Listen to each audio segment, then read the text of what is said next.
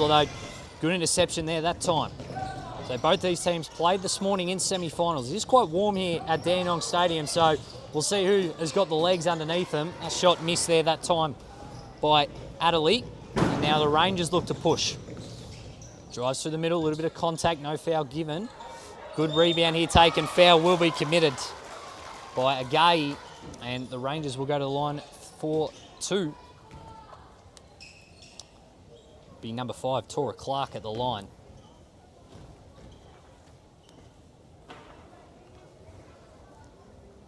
Knocks down the first. So as we said, Dandenong 5-0 during the regular season. They won their semi-final this morning against Sandringham, 55-30. Their closest game was 13 points. Their biggest was 47. So they've really been in control of pretty much every game as Clark makes both there from the line as sort of a 3/4 court trap there, forces the turnover. The Cobras get it back here. Looking to push here. It'll be a reach-in foul committed and will be kill-size ball here on the baseline. Ruskin drawing that foul for the Cobras. So the first of 4 finals here today for the junior girls. Under 14s, 16s and 18s here to follow. Nice little baseline play there. There's a mid-range jumper for Finja, who can't knock it down. Has been the Cobras' top scorer in this tournament. Able to get it back though. Nice runner there, just not enough on it. So here are the Rangers now. Just looking to get a little bit of composure here. It's been a pretty up and down game here in the first 4 minutes. Ball ping-ponging around at the bottom. Able to get some composure out to Cornell.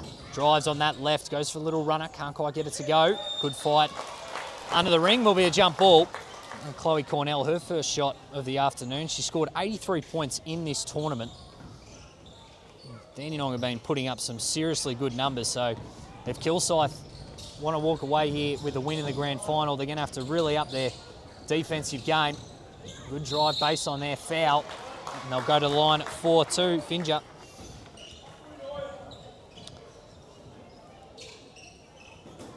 So 4.5 minutes gone here. Dandenong leading 4-1. There'll be some sub here for the Rangers. Checking in Marley Weston.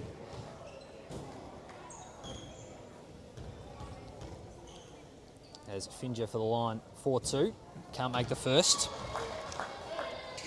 So the Rangers have only given up 20 points once, and that was this morning in their semi to Sandringham. While Kilsyth, they've given up more than 20 points twice, given that one of those times was only 20 points itself. So both teams able to score a lot and keep the other team to low score. Something's got to give here today. Cornell drives left again. Plenty of contact. Travel before. Will be Kilsyth ball. Well defended there.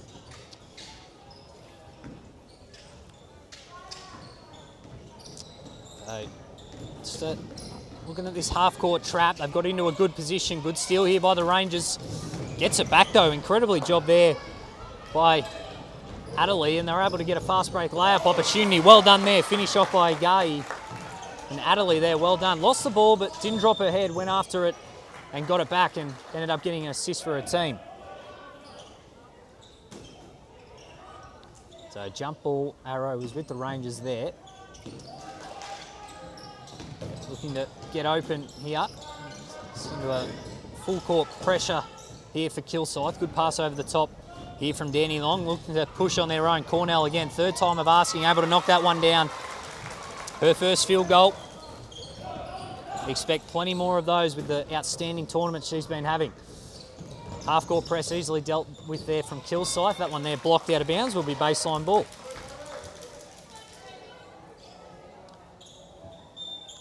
So 6-4 here for Dandenong in this opening 6.5 minutes. That pass there intercepted. Well done there for Kartala. Able to drive here, get it off her left hand, not able to finish.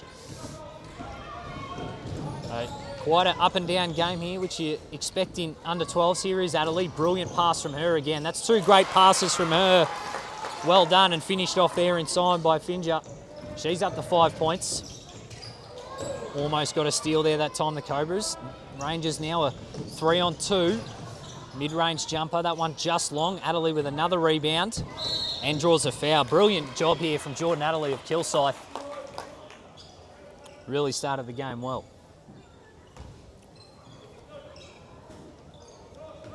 So sticking to this sort of three-quarter court trap.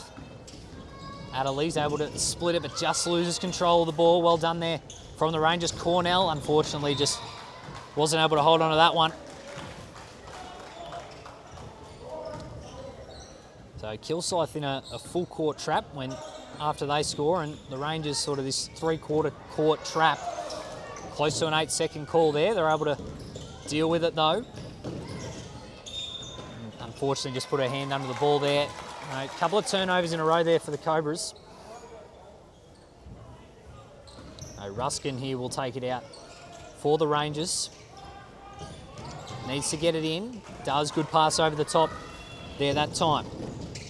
Weston. Long pass hanging there for a long time. Good steal here from Kilsyth. Can they make him pay? Little 1-2 action on the right hand. Hits every part of the ring but doesn't drop. Still staying with it.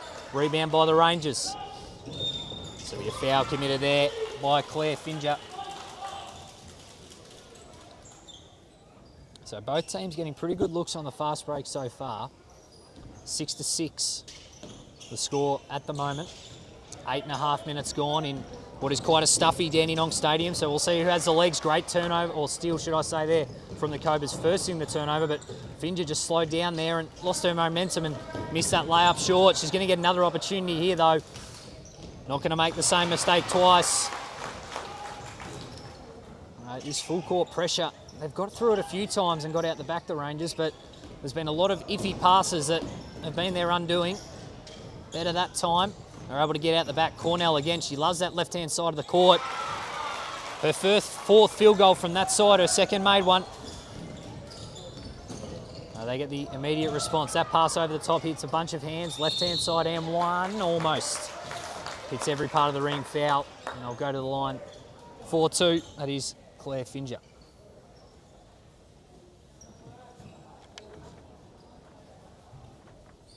So third in the tournament for the under-12 A-grade girls for points. Claire Finger with 85 of them. That one there just short. Both these teams went 5-0 in their respective pools. First time they're coming up against each other, with them finishing top of Pool A and Pool B as Finger makes the second, and Kilsyth now hold a 1-point lead as we're halfway through this first half. Pretty good trap here. Good ball handling though by the Rangers. That one there, another pass deflected, intercepted by Finger. Does well to get it back though, does Weston. Comes over onto the broadcast side of the court. Can she get it over? Ball ping-ponging around again, just got to get two hands on it. Adelaide does well. Kilsyth, a couple of steals in a row here. Able to just reset for probably the first time in this game. Look to run some of their offense. Brilliant two-man game there. Gets it out the back. Couldn't quite finish though that time. Was Agahi, but they're able to get the rebound. Nice crossover there from Adelaide. Left-handed floater. Brilliant finish. And that is a timeout there for Dandenong. A brilliant few minutes there for Kilsyth as they hold an 11-8 lead here. 9:16 remaining in this first half.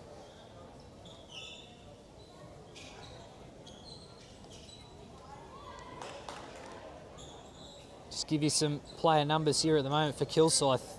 Finger's got 6 points. Agahi with 2. Adelaide with 2. Kieran hitting 1 from the free throw line. Chloe Cornell leading the way for the Rangers with 4 points. Tora Clark with 2 and Lineage with 2.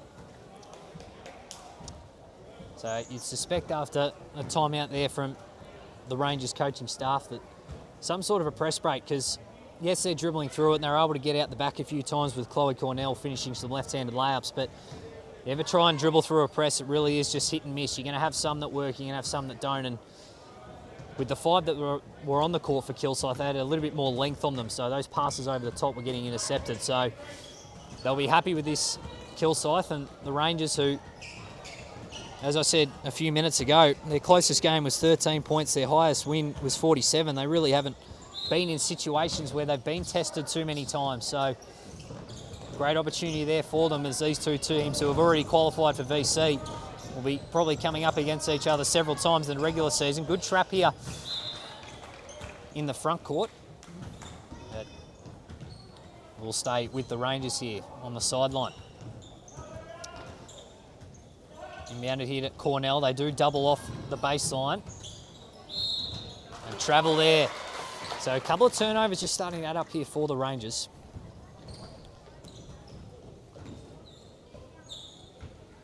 As Kilsyth now. They've dealt relatively well with this three-quarter court trap, and Adderley's ball handling was able to draw three, so they've got an advantage on that other side. Finja, left-handed layup, can't get it to go, and a foul be called. Just too big there, Ariana Agayi. She's got 2 points already and she'll go to the line for the chance of her third and fourth.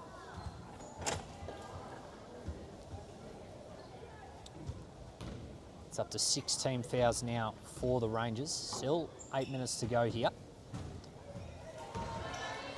Misses the first, and judging by the fact she put her head to her hand, she wasn't happy with that one.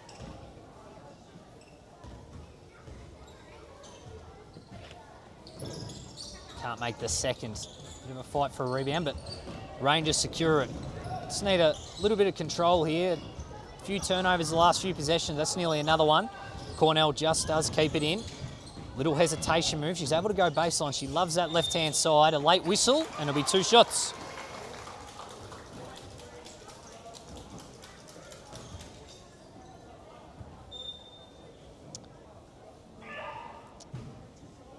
Sub here for the Cobras. Billy Lewis checking in, and Ariana Agayi checking out for the Cobras.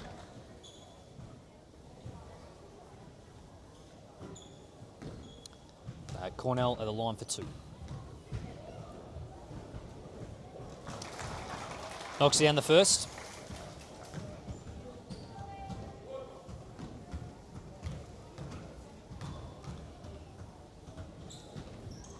And the second. So Cornell's up to 6 points. Oh, and that one there, that's what they call a coach killer. Just a fumble on the inbound, and is now Rangers ball. So good response after that timeout just a few moments ago, where they were able to sort of deal with that press and get a little bit more momentum, as a few changes we made here for the Rangers.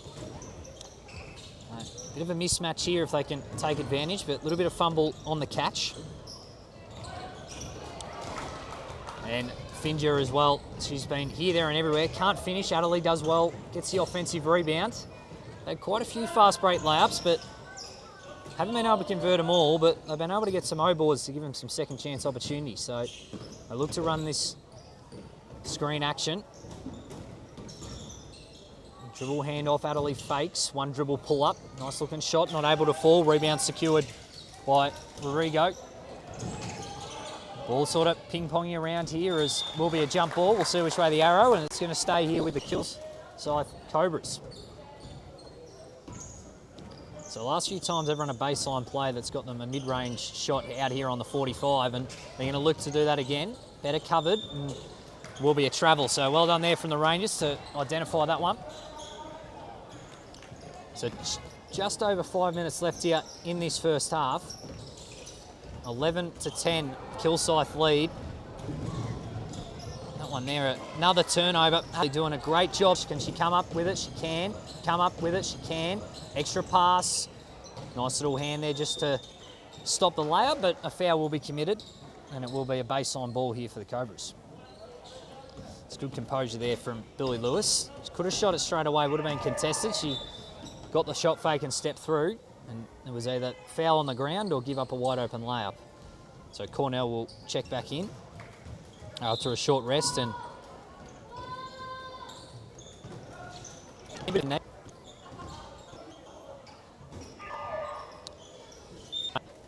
her first.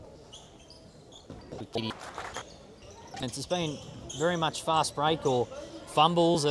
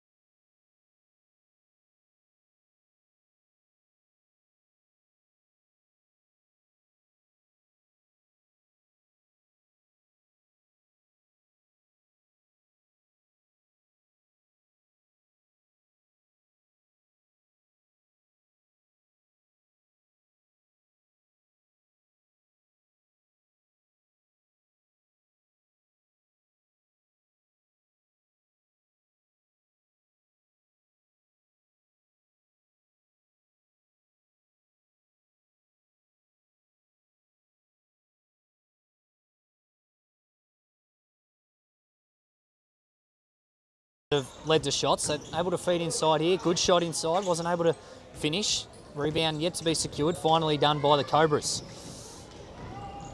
Trying to get out here in transition. Just a little bit too much on the pass. Ball eventually does go out and will be the Cobras' way. Now, this baseline play has been really effective. So watch number 24 here. Finger, she'll go and set a ghost screen. Sets another one.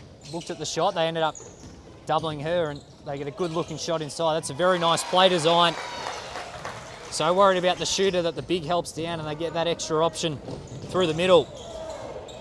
It's Dandenong now. Again, so difficult to get through that press. Cornell unable to finish there on that left-handed layup.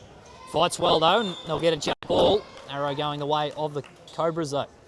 So 2.5 minutes left here. Of course, clock only stops in the last minute of the first half and last 3 minutes of the second half here in the Eltham and Dandenong tournament. They deal with this half-court press okay. Kick out here. Mid-range J, that one just long for the Cobras. Secure the offensive rebound though. Another turnover for the Rangers. But they're able to sort of get it back and Cornell just wanted that more than everybody else. Great defense though. Awesome job there. Can they push on the 5-on-4? Mid-range J, can't get it to go. Follows up though with her rebound is Wharton. And they're able to reset. Well done there from Kaylee Wharton with that chase down block. Finger inside, left-handed float and one. She has been here, there and everywhere. 10 points in this opening half.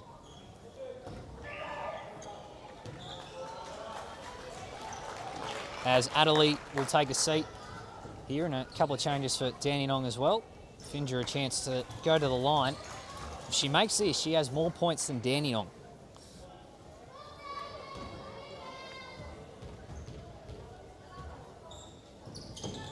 Able to knock it down. So she came into the game with 85 points for the tournament. She's up to 96. Some Australia Day weekend for her.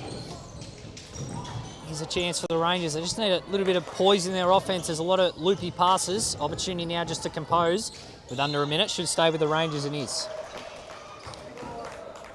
Important to note here, Rangers on 8 fouls for the half, 4 fouls for Kilsyth. So any more fouls for Dandenong and the Cobras will be at the line. Run a nice little sideline set that gets them a shot inside. Can't get it to fall and there'll be another jump ball. We'll stay with Dandenong.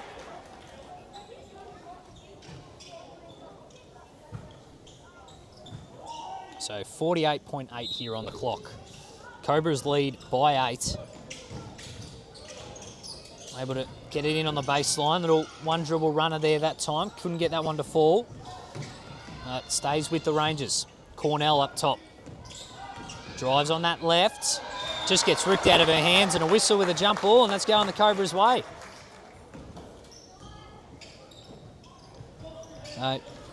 Dandenong, who have put up totals of 49, 61, 57, 53 and 49 so far this tournament, only have 10 just before half time. So Cobra's doing a great job defensively. Can they really put the icing on the cake of what has been a great first half here? They do keep it moving, potentially looking for the last shot. Finger, she's got 11 points so far. She's got 13. What a half from her. Still time here though for the Rangers. 15 seconds. Gets doubled, is able to get it away. Foul called. 7.5 seconds here on the sideline. They do have a timeout here if they want to draw something up. And they will call it. So 7.5 remaining here in the first quarter of the under-12 girls A-grade grand final. And Kilsyth lead it 20-10 on the back of Claire Finger, who has got 98 points for the tournament. She's got 13 here in this first half, which is more than Dandenong. He's been absolutely brilliant. Dandenong now an opportunity to draw something up here on this sideline to try and take some momentum into half time.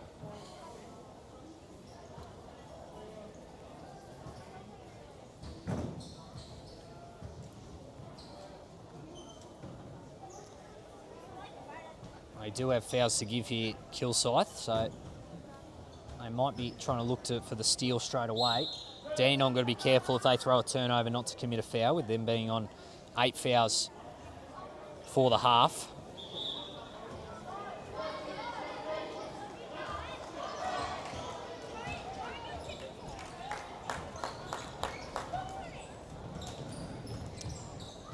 So Dandenong's lowest scoring first half for the tournament was 23 points. At the moment,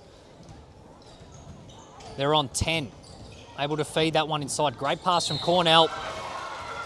Well-designed play there.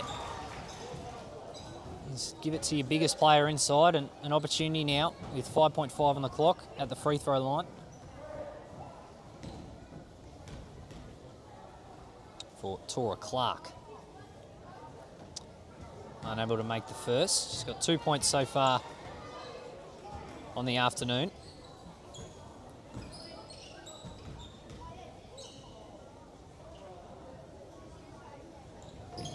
Misses the second here. Got to get the rebound first for the clock to start. Got to be careful there's no foul here. There is. So Kilsyth will go to the line.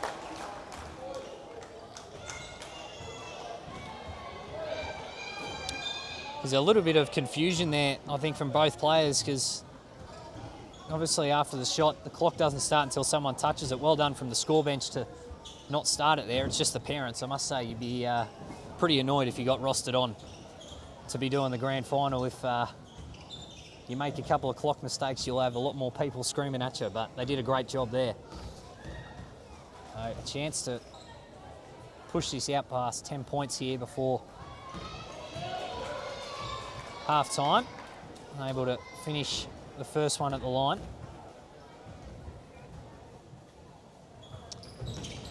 And able to make the next one is Stevie Johnson. 1.4 on the clock here. Three-quarter court heave. Doesn't go. And what a great half there from the Kilsyth Cobras. 21-10 they lead here at half time. And Dandenong, as I said a few moments ago, 23 points was their lowest scoring half so far this tournament. At the moment, they're stuck on 10. For them, Chloe Cornell has got 6 of them. Lineage with 2. Tora Clark with 2. And 21 points for Kilsyth, all on the back of Claire Finger with 13 points. Kaylee Wharton with 2. Agaye with 2. Jordan Natalie with 2. I think she's done a great job dealing with that three-quarter court trap there in that first half. So Kilsyth will be really happy with their defensive pressure. Dandenong really just didn't have any time to breathe at any stage. Every time they caught the ball, even if it was in a good position, there was a Kilsyth player right in her grill. Well, for Dandenong's perspective, they just got to take care of the ball a little bit more. You saw even on that last sideline play, they were able to get it into that low post off the sideline. Yeah, couldn't knock it down from the free throw line, but when you're not shooting the ball great, you want to be getting to that spot. There are a team that can explode. As I said, their point tally so far, 49, 61, 57, 49. They can seriously score. They scored 55 points this morning against Sandringham. And they've only given up more than 20 points once, and that was earlier this morning, and that was in a whole game. They've given up 20 points here in the first half. So Kilsyth have done an outstanding job. But when you've got teams that can score at the volume that Dandenong have this tournament and did so far in their first round of grading to get into VC, no lead is safe.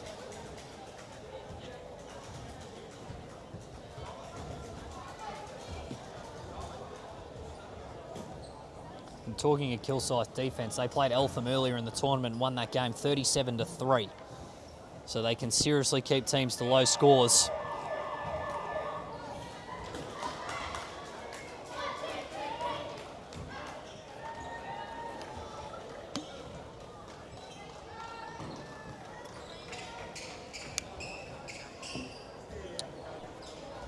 Here we are for the second half.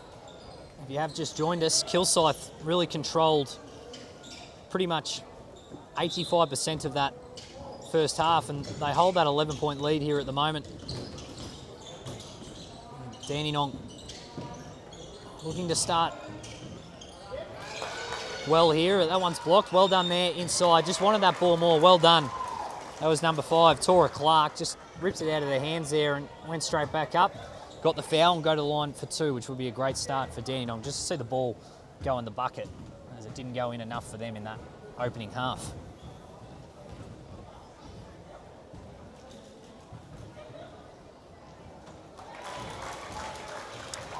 Knocks down the first.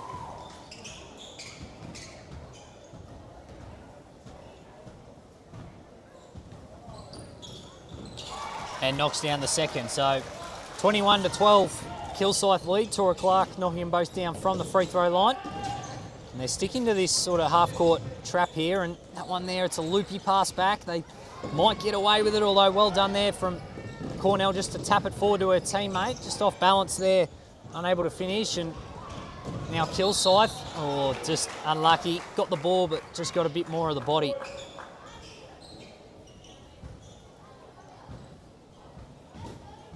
Foul committed. They did have some trouble in that first half with foul counts. Fouled with 1.4 seconds left that sent them to the line. Good pass up the court there from Kilsyth. They've dealt with this press pretty well all game. That one there just deflected by Tora Clark, who started this second half well.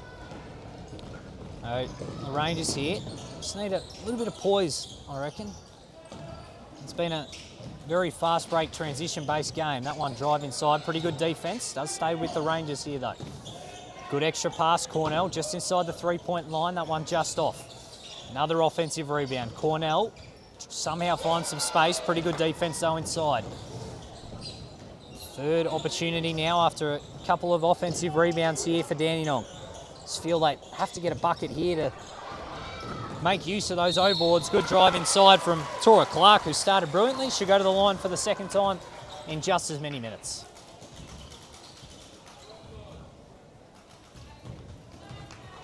A couple of changes here for the Cobras.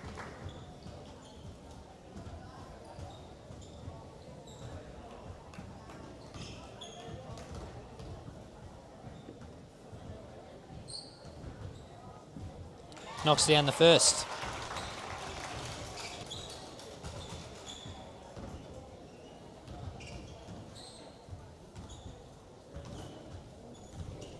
And the second. So great start to the half for her. She's up to 6 points. 28 points now for the tournament for her. Kilsyth again. Just got himself into a little bit of bother, but was able to escape it. Good hesitation move there. Plenty of contact. Still got it to go. Did Jordan Adderley.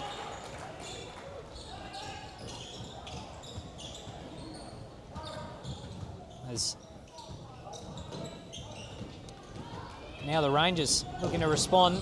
Nearly got the steal there. Coming Adderley again. She's done a great job. That one there. Commentator cursed. As soon as I give her a pump up, unfortunately gets the ball stolen and Dandenong make them pay.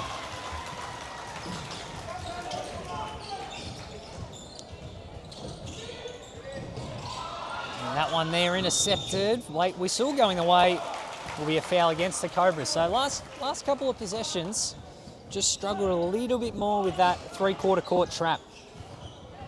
Didn't bother them much at all in that first half. 23-16 here. Just 21-10 at half time, as that one there is a turnover by the Rangers.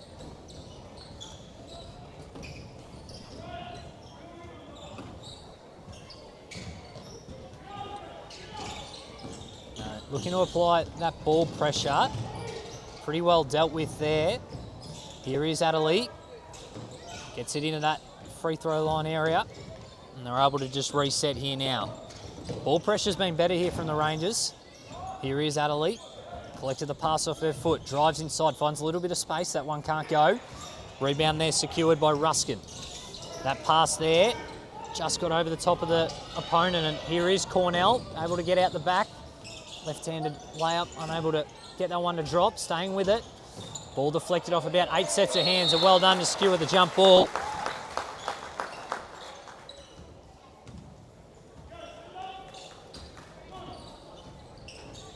That was Alexis Gallagher getting the jump ball there with the arrow going the Cobra's way. Kicked forward there, plenty of contact on the catch, no whistle. Dribbles into the trap there and eventually does lose it. Unfortunately, Tora Clark, when she picked it up, her foot was on the line. So just over 5 minutes gone here in this second half. It was 21-10 at halftime. It's now 23-16, Kilsyth leading. So if overtime is required, it's a 3-minute period. Each team gets one timeout and the fouls do stay if we are required for an extra period. Good drive inside there that time, unable to get it to go the Cobras, and eventually it will end up going Dandenong's way.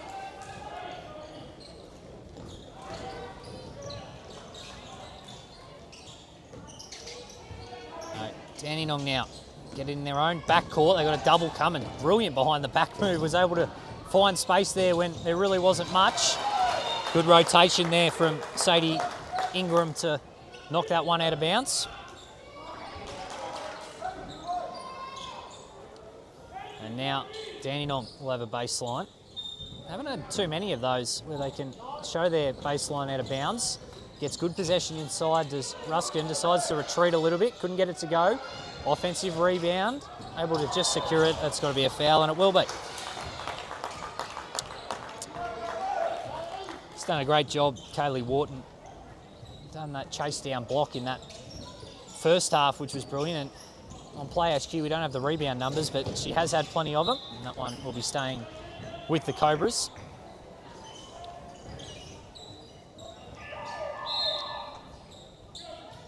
And a timeout here will be called by the Cobras with 13:04 left here in the second half. They lead 23-16. Let's go through the stats here on the timeout. Claire Finja, 98 points for the tournament, 13 in that opening half. Jordan Adderley with 4, Arian Agayu with 2, Kaylee Wharton with 2. For Dandenong, Tora Clark has 6, Chloe Cornell with 6. Lead the way for them. First of 4 games here today. Under 14 girls coming up at 1:30, under 16 girls at 2:30, and the under 18 girls at 3:30, under 20 girls at the State Basketball Centre at 4:30.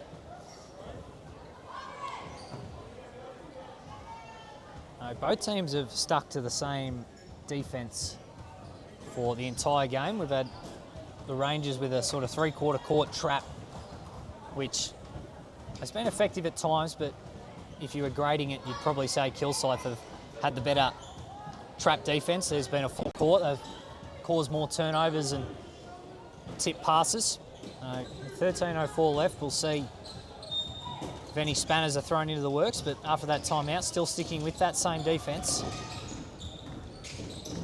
Well done from Finja there to get it out the back. Adderley, she loves that pump fake and drive through, knocks that one down. Jordan Adderley, 6 points now. She finds herself defending the ball handler there. As Dandenong now gets it into that high post, finds a little bit of space, left hand, couldn't get that one to fall. Fight for the rebound inside, and a name that I spoke about just a few moments ago in Kaylee Wharton's in there again. Gets a jump ball, this one staying with Dandenong. Good little baseline play there to get something for their big. Can't get that one to fall though. Liange was able to get the O-board. Here is Cornell to Ruskin. They keep it moving here. Dandenong drives inside. Adderley does well just to poke the ball loose. Cornell retreats. Baseline Jay just short. Rebound security. O-boards are starting to add up, and they've got to put the ball in the bucket, and that's what they've done. Tora Clark, who's now the top scorer for Dandenong, that's her 8th point. That one there, just a little bit too high of a pass. A turnover there for Kilsyth. So a good decision there from the Kilsyth coaching staff just to get another big on the court because the O-boards are starting to add up.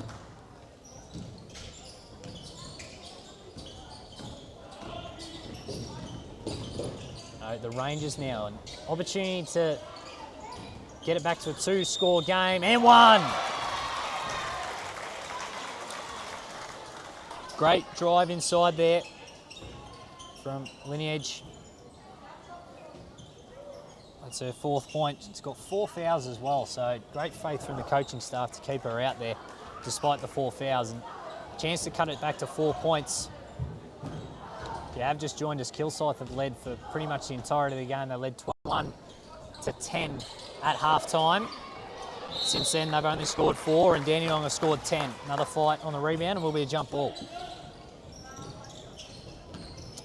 I feel like Kilsyth just need a bucket here just to keep them at bay. A little bit of composure. Brilliant ball moving to get through a half-court trap there. That was sensational.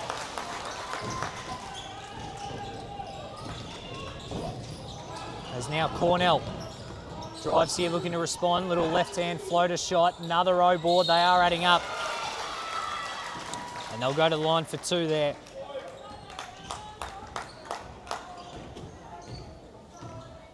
That was Kaylee Wharton who finished it off down the other end.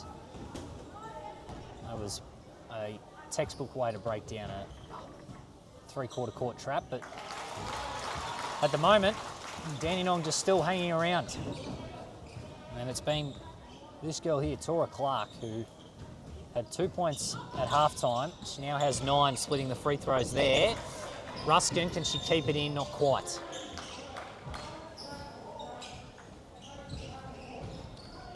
So 27-21 here. Just past the halfway mark of the second half here at Dandenong Stadium. That one there, Finja just loses control of the ball, unfortunately, and despite the objection from the coaching staff, there's going to be a turnover.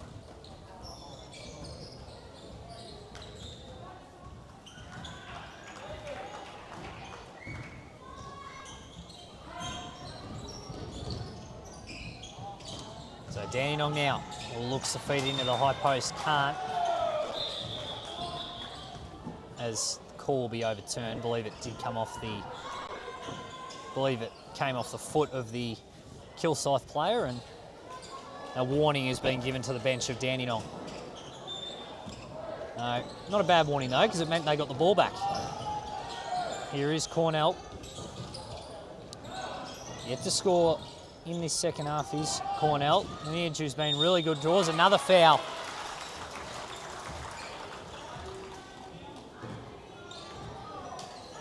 So 9 of their 21 points have come from the free throw line as Kilsyth adding up in fouls, and it is a timeout for Dandenong with 8:34 left here in this second half. Scores 27-21, Kilsyth lead, 6 fouls to Kilsyth, something to watch. Dandenong only committed 2, done a much better job this half at that.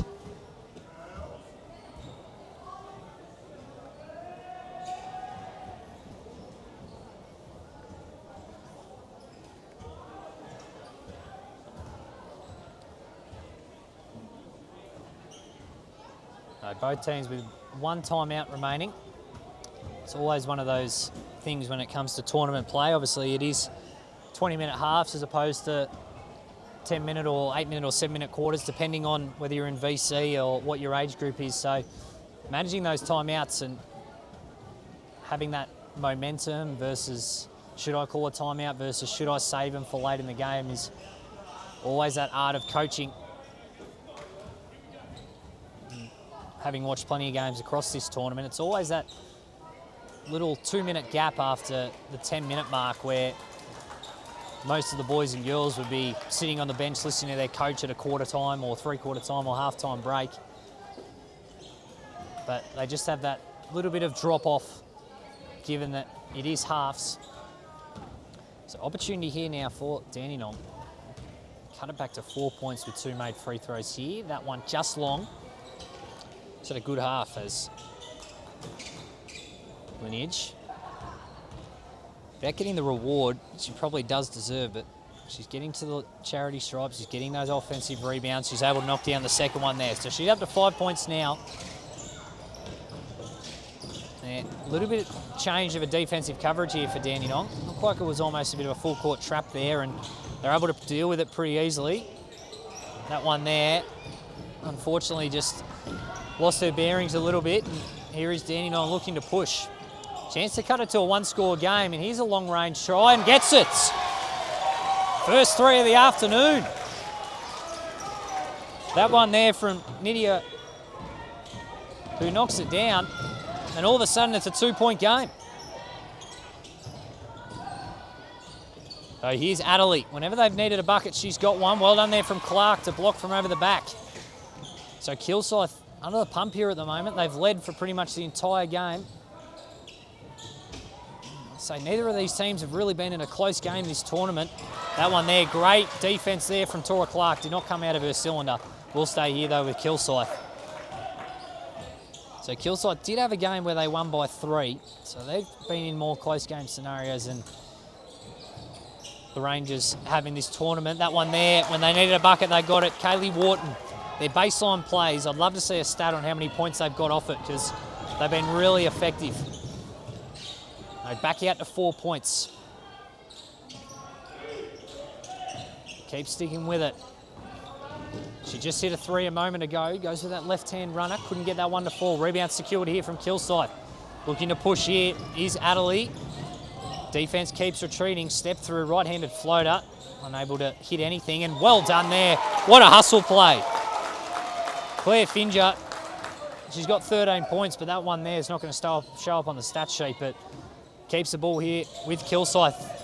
Brilliant baseline play again. And that one there finished off again by Kaylee Wharton. And just a little 4-0 run here that just keeps them at bay. And it's been 2 hustle plays. That one there from Finger, that ball was almost dead set out of bounds. And another turnover here for the Rangers. Here is Adderley. They look to keep it moving. Here is Wharton, who's had a really good couple of minutes. To Lewis. Looks for that dribble handoff. To Finger. Spin. What a move that one is. Didn't quite drop. Adderley's able to secure the O-board though. It's another opportunity. Backdoor cut. Brilliant pass. That one can't drop. It does stay with them though. So a few O-boards in a row now for Kilsyth. Got to put something on the scoreboard though. Wharton. Here is Billy Lewis. Looks for that same play, but they did the handoff this time, so she backdoor cut this time, and Finger just can't get that one to fall. So 3 really good looks there for the Cobras that couldn't drop. Now Dandenong an opportunity of their own. Kick out, Cornell, fakes, drives, little runner. That one can't fall. Rebound secured. Feels like the next bucket here is really important. Adderley, it was 3-on-1, but she was able to get it, and they're able to reset here. Just over 5 minutes remaining here in this under 12 A grade girls grand final. Kick out to Lewis. Last few times they've done that dribble handoff. This time they did the backdoor cut. Good rotation from Clark. Wasn't able to hold on to it though. Here is Adderley.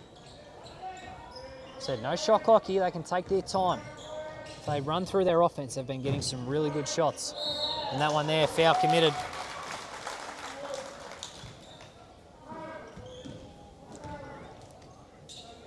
Will be a sideline here for Kilsyth.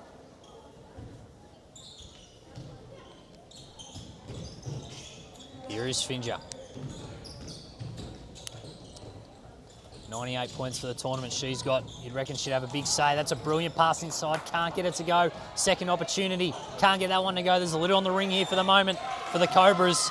Feel like that's a big defensive hold for the Rangers. There was a guy inside with a few opportunities. You take that shot every single day.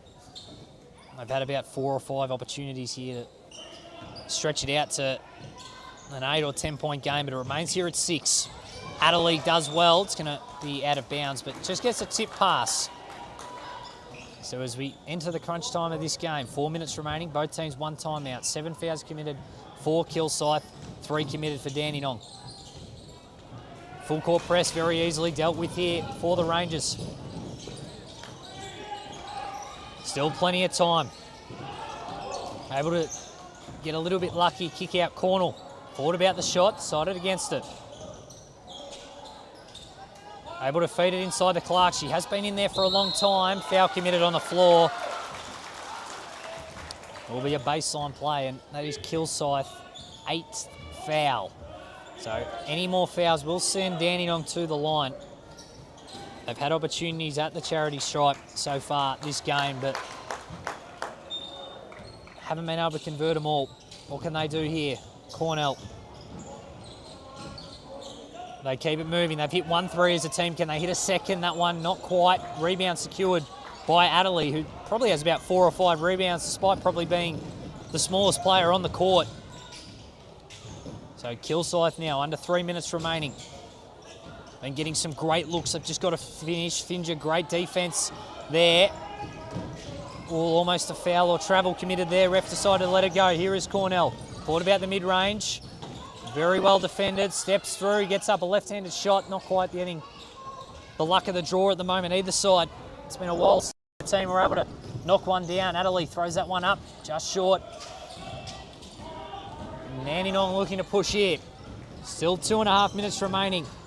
Cornell, mid-range, gets it.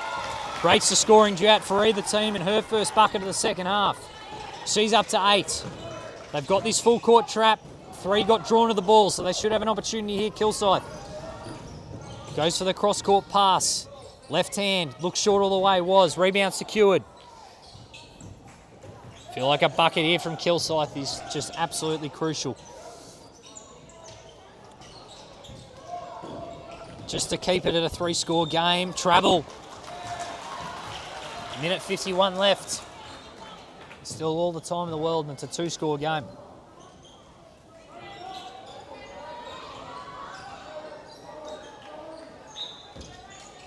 They are in the bonus, Dandenong, so Kilsyth have got to be careful.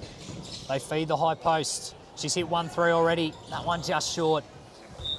Not a bad shot. It's that fatigue.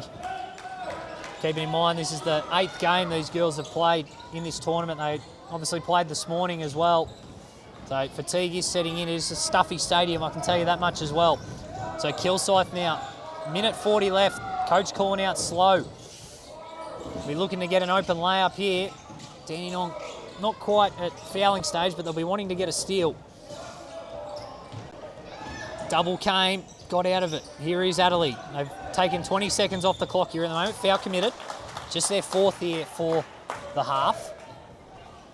It's always an interesting part of the game, this, is that the officials know that the other team is fouling, so traditionally they go one or two ways. They're either super red hot on it, you see an unsportsmanlike, or they really let them play. That one there, Finger, great backdoor cut. The pass was just out of her reach. Late whistle, foul committed. Would have been a wide open fast break layup for the Rangers. Will be a baseline ball here for Kilsyth, and their baseline ball so far, the play that they have run has been absolutely deadly. They've got to score out of it probably 80% of the time, so they'll see whether they'll take something here or just use it to get the ball in and run some clock. That's what they're going to do. Here is Finger. Good person to have with ball in hand. They've done a great job here. They've wiped 40 seconds off the clock. Dandenong have got to get up here. Gets that dribble handoff. Here is Finger. Will drive. Kick out. Brilliant job here so far, taking time off the clock. Could have very easily been a legal screen off the ball. Cornell, unfortunately, wasn't called in her favour. 50 seconds left here. They've done a great job. Dandenong got to steal the ball here. They're just keeping it moving. They're not fouling. They're doing a great job. Here is Cornell. She does double from that weak side. They do get it out the back. Taking a minute and 10 seconds off the clock here at the moment. Outstanding job here from Kilsyth. 25 seconds remaining. Still a 4-point game, so there's still time they get a steal. That one's unsportsmanlike.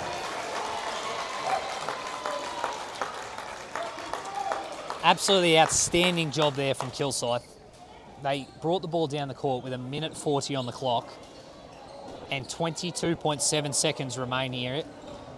And to be honest, you probably can't blame Chloe Cornell there because they need to get a steal. They need to get up, and they hadn't. Adderley misses the first, so there's still time here, but they've got to get a steal. Got to get a steal and foul straight away, and it's grab the ball. Don't push the player or grab the player. It's grab the ball. Adderley makes the second to make it a 5-point game. Obviously, with it being unsportsmanlike, we'll stay with Kilsyth. See what Cornell does here on the inbound to see if they double the ball handler. That's what they will do. Ball's loose. Interesting decision. Stays with Kilsyth. So 20.6 remaining here. still both teams left with a timeout. Still fouls to give here for Dandenong. They'd very easily get the ball into Adderley. Gets herself into a bit of a predicament, but they get out of it, which they've been able to do the whole time. Foul committed, 13.1. I don't want to put the moz on them, but they've done an incredible job, and barring something incredible here in 13.1 seconds, they're going to walk out of here with a grand final win, as that'll be 5 fouls for Tora Clark, who's had an outstanding second half. 7 points in the second half and really got Dandenong back in it when they were gone for all money. Here is Adderley. Kicks that one back close to the halfway line. They've got it here now, Kilsyth. An incredible job on late game management. Dandenong did not get the ball back. And there is that buzzer. Well done, Kilsyth. Final score, 32-27. All on the back of a brilliant first half where they're up 21-10. That was the difference in the game. Well done to them. They finished their tournament undefeated. Both teams in VC. It's a great matchup that I'm sure we'll see plenty of come the VC season. So that is the end of our first game of 4 here. We've got the Melbourne Tigers under 14 girls versus Dandenong under 14 girls coming up in just a few short minutes. We're going to take a very quick break here on the mic. We'll be back shortly for the under 14s. Final score 32-27. Kilsyth get the win.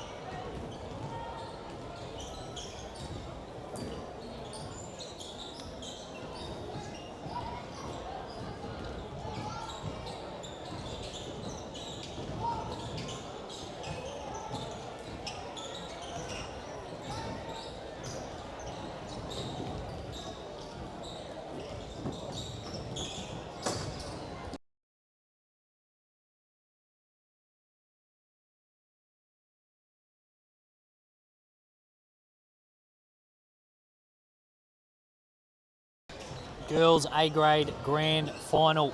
Second leg of 4 games here we've got at Dandenong Stadium to finish off the Eltham Dandenong tournament here on Australia Day.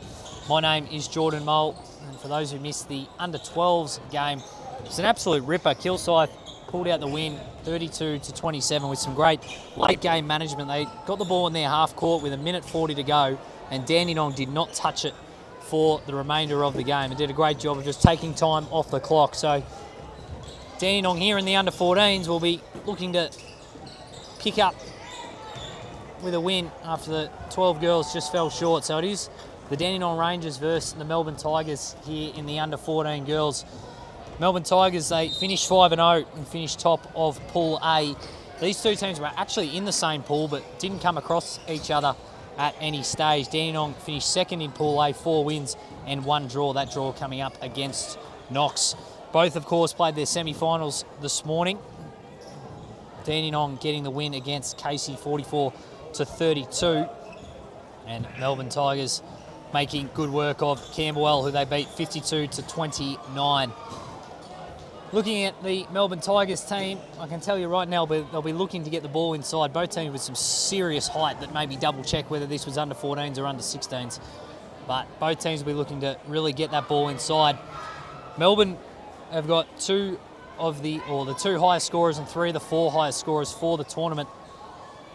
And we'll be looking at how they can really utilise those multiple scoring threats. They've had some serious point tallies. They've scored 72, 67, 63, 60. Smallest losing margin was 23 points, so they really haven't been tested too much. Largest winning margin was 62. Dandenong, they've won some games by big margins, one by 41. Their lowest winning margin is by 12 points, and then obviously had the draw. So when it comes to late game situations, Dandenong have been in them, and very similar to the under-12s game. That experience came in vital as we're ready to get underway here. And Dandenong Stadium, what is getting warmer and warmer here on this Australia Day, as I'm putting all my money here on the Melbourne Tigers to win the jump ball, and that was about as obvious as it gets. Good chase down block though to stop what would have been a perfect start from the Tigers. Kick out, late whistle, foot on the line, 2 shots.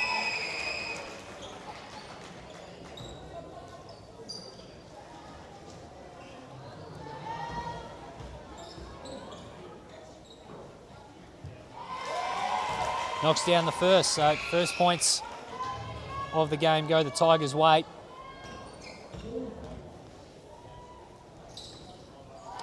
And the second. So good start there, and all from the jump ball, which it's fair to say I don't think the Melbourne Tigers will lose a jump ball for the entire VC season. So here are the Rangers now, their first offensive possession. You see under 14s, got the shot clock. Had to be aware of that. Swings here to the top, 6 on the shot clock. Drives base, good defence here from the Tigers. Fall away, Jay, tough finish. First points for the Rangers.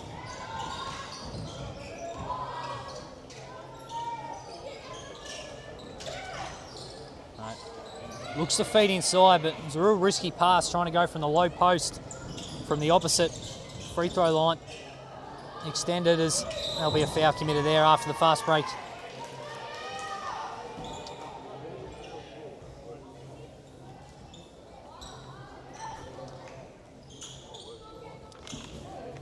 So 2-2 here in the early going, just under 2 minutes gone.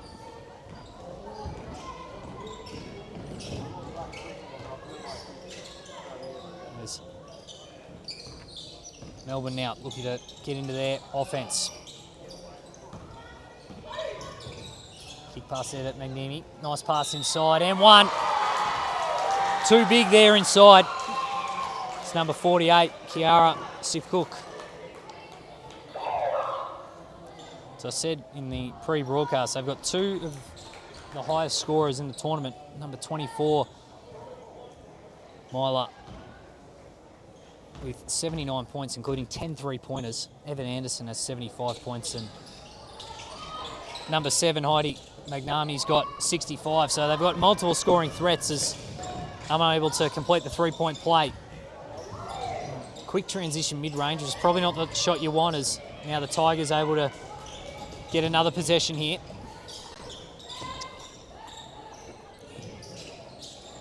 So drive base, gets into a good position, foul committed, and go to line 4-2.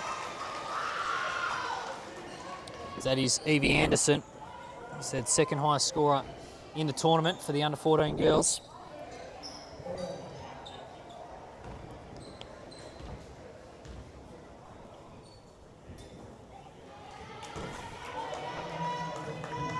Interesting enough, both these teams only given up more than 30 points once. For Dandenong, that was earlier this morning. And for the Melbourne Tigers, that was in the draw. So both teams didn't do that one there inside. It was the right option, just a little bit further away. Wait for the whistle. And it's a turnover. Rangers have possession.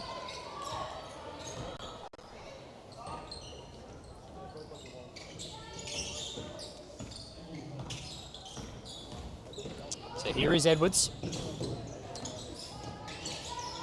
Up to Chung. A little off-ball movement here. A little right-hand finish, well done there from Rosalind. She gets her first made field goal, but they very quickly get out the back. That's a brilliant up fake and step through, unable to finish. That's the top scorer in Myla Trentafilo. Able to get the big girl on her hip there, and not much you can do in that situation. Jasmine Kindler is able to get past, but there's some decent wingspan with number 48 in Kiara Civical.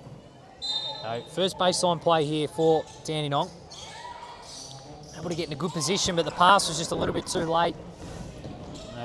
Tigers now come up with possession. So quite a few turnovers from both these teams here in the early going as we're just a tick under 5 minutes gone. Nice hesitation move. Can't get it to go, and we'll be going Dandenong's way. Said both these teams have played. This is their 8th game in 4 days.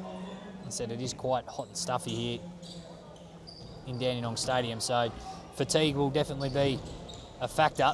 It's a brilliant pass given the circumstances there that time by Edwards. As Dandenong now look to set up their offence. Well read there that time by the Tigers. A few loopy passes that have been turnovers each way, coast to coast. Foul call, and Evie Anderson will go to the line.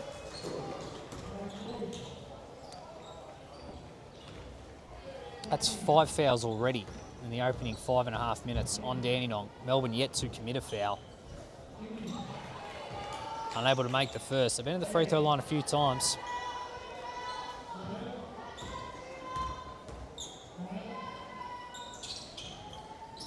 Misses the second, but it's fair to say that offensive rebounds off free throws are a little bit easier when you've got that height. They're able to make wrong with the misses, so they lead now 6-4.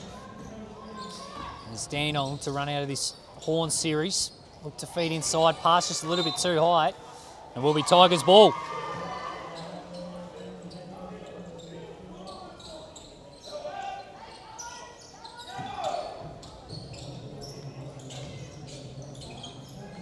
So just a full court pick up there and very easily into their half court. Looks into the high post. Little screen action. Brilliant off-ball movement there. Should result in a bucket. Just long. Offensive rebound though. They have no answer for her right now.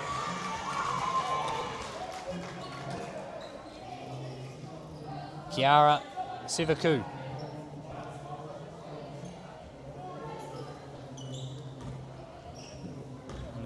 Dandenong Rangers coach yelling out, "You can't stop it."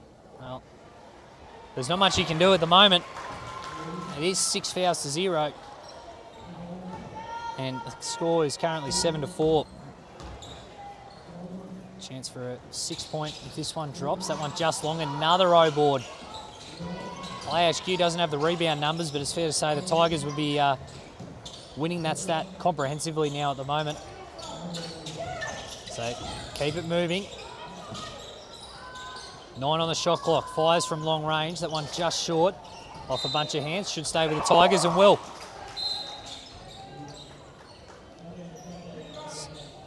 subbing in. Checking in is Lily Blacker. Checking out Zara Edwards. So 8 minutes gone here. Low scoring affair. Tigers feel like they're in control, but have missed quite a few free throws and shots you'd expect them to be making. Nice spin move there, left-handed. Can't get it to go. Hits the turf, but is able to get away is Kindler. Able to get a little bit of run here now on transition, 2-on-1. Finds it over the top. Well done there. Just didn't have the finish. And now they're able to get out the back here, the Tigers. Can they make them pay with a transition layup of their own? That one doesn't quite fall. Almost a turnover there. Does well to keep it in. All the way coast to coast. And finally a transition layup falls. 7-6 here, despite I feel like the Tigers have got much better looks. They've only got a 1 point advantage to their name.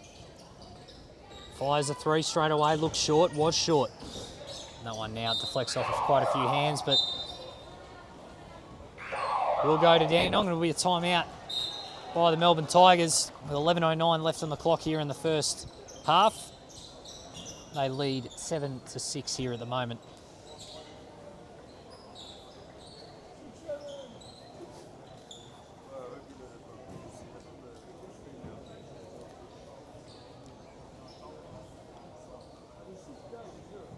So Kiara Civical has got 5 of the 7 points here for the Tigers. As I said, just really don't have an answer for it. Just got to try and make her accountable on the defensive end. At the moment, they're looking inside, but the passes aren't to their players' advantage. But I feel like Dandenong can play a lot better, but at the moment they're only down a point, so you wouldn't be too annoyed if you're on that bench there at the moment.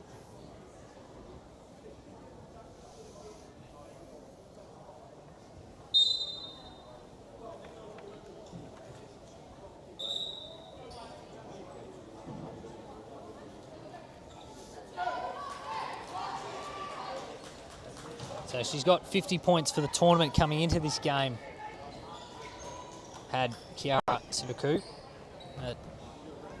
adding to her tally here, and with the way she started, she's got a great opportunity to have a seriously good game.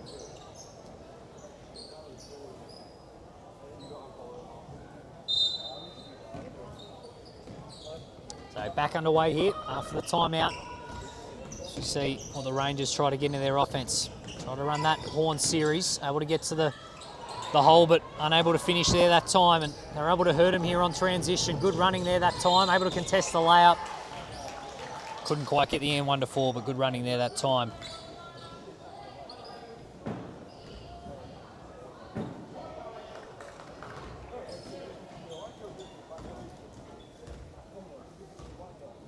I believe it's Mia Hedberg. We don't have a number 33 here registered on Play HQ, but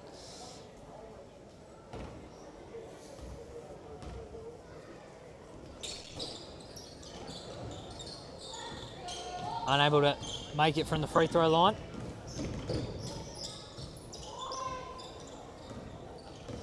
Continue to try and run this horn series. Movement's been good. Got some okay shots, but they've been contested. Drives base, good, but cut there, and pass just had a bit too much heat on it. Jump ball. Arrow staying in the way of the Rangers. So past halfway here at the moment, 7 fouls to zip. I can tell you what the Dandenong coach will be saying right now. I can't repeat it on the air. So a few screen actions here off the baseline. That one there didn't hit the ring. 2 on the shot clock. Got to get a shot up here. Shot clock violation, it should be. Good defence there. You just feel like the Tigers have got to put something on the scoreboard here. They're all over them, but just can't put anything on the scoreboard. They come into this game, not really have been tested at all. 23 points their smallest winning margin.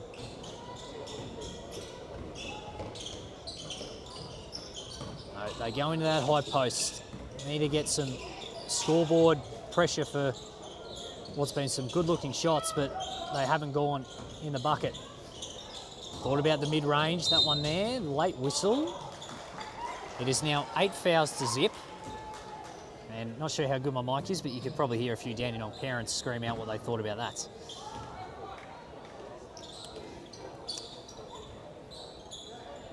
So Melbourne Tigers here should continue to look to attack if they're going to get to the free throw line with every foul now for the remaining 8.5 minutes. They've missed a lot at the charity stripe, but you've got to take that every time. Can they hit one from long range? That one doesn't hit anything. So the fatigue of 8 games, I reckon, is starting to catch up with both these teams.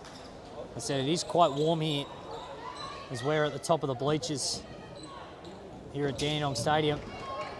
And funnily enough, if Dandenong can get a score here, they'll be in front despite having really played not amazing basketball, but that one there's stolen. Can they get a transition layup to go their way? Finally they do.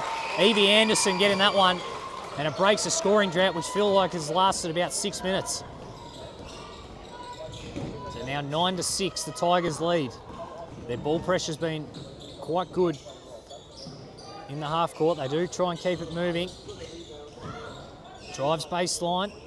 Might have got away with a little bit of a shuffle of the feet there. 8 on the shot clock. Step back tray. Boom! Knocks that one down. Lily Blacker, that one is. They can't make a shot inside, but they can make a step back 3. Maybe that can just open the floodgates a little bit for Dandenong, who would only be shooting 20% or so from the field at the moment. Good help baseline. Brilliant kick out pass there. After the pass, you've got to knock that one down, and they do. So no team could hit water if they fell out of a boat for about 6 minutes. And then both teams have hit 2 threes in a row. And there we go, the first foul of the half called on Melbourne. Evie Anderson knocking down that tray for the Tigers.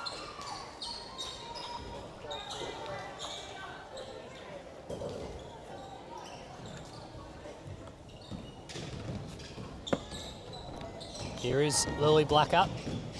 It's a right pass, it just wasn't able to be caught in the first go.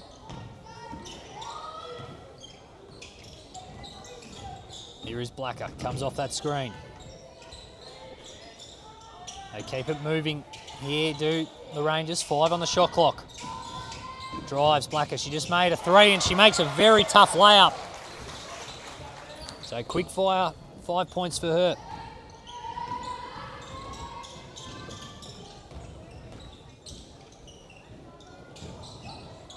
Now, the Melbourne Tigers, what can they respond with? Thought about the 3. Drives base, nice spin move there. Pretty well defended, but a better finish.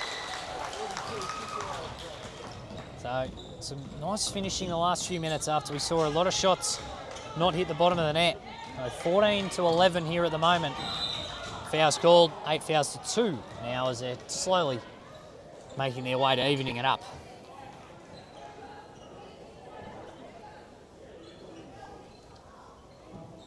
5.5 to go here. Able to get it out the back here. Thought about the stop and pop 3. Able to kick extra pass. That one from long range. Can't fall from area at 3, but able to get a shot clock reset with the offensive rebound. Blacker tries to get past her player. Unable to, but falls in the hands of a Rangers player. Good scrap on the rebound. Kick out, 3, trigger straight release, just hits the backboard. Diving on the ground here, should be a shot clock reset with a change of possession. Under a bit of pressure here to get the ball down the court, they eventually do. Extra kick, open, corner 3. That one there just long, can they secure the rebound? They can. That one there, it was either a double dribble or a travel, take your pick.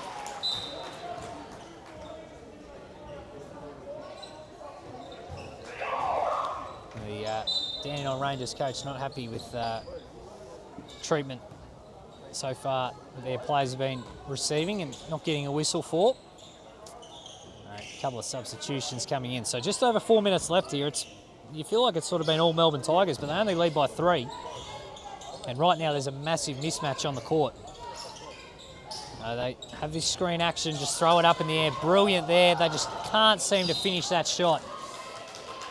They've probably had about 8 or 9 of those types of shots and they just have not been able to drop.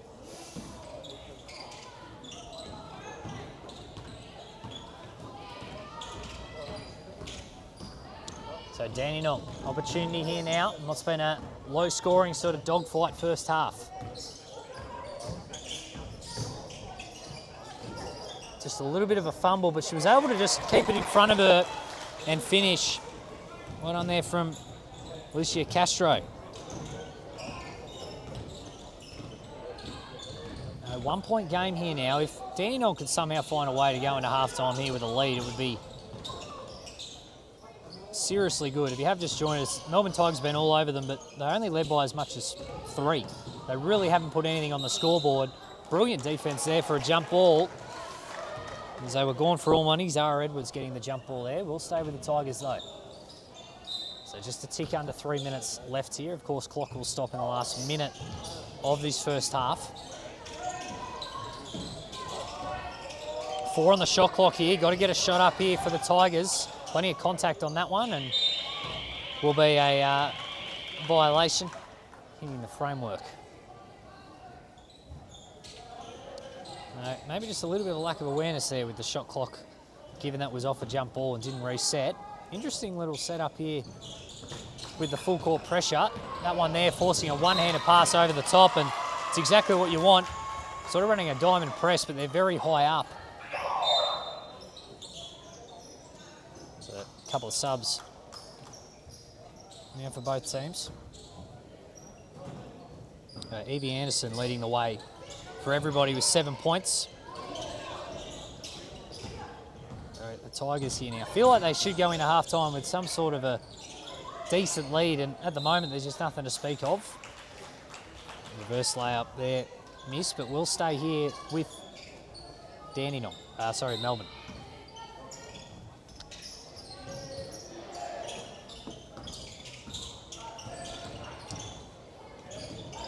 So dribble handoff here now. Skip pass. Brilliant defence there. They stick with it. 5 on the shot clock. Dandenong's defence really stepped up. This area on the defence will be a timeout here.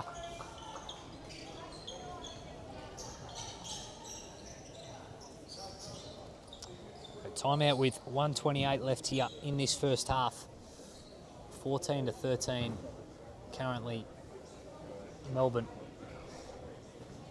Tell you what, Dandenong have done a great job on. They were on 8 fouls with 8 minutes remaining left in this half and have not committed one since. So they haven't put them to the line and given them a chance for 3 points.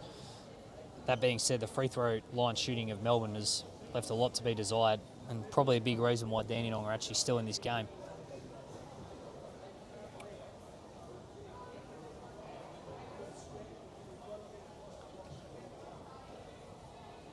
So we'll see what they can draw up here off this baseline inbound. If you're tuned in for the under-12s game, Kilsyth did a brilliant job of their baseline. Probably scored 12 to 16 points off their baseline plays with open mid-ranges or curls to the basket. So it's really important you get those special situations right. So let's see what they draw up here with 90 seconds remaining in this half.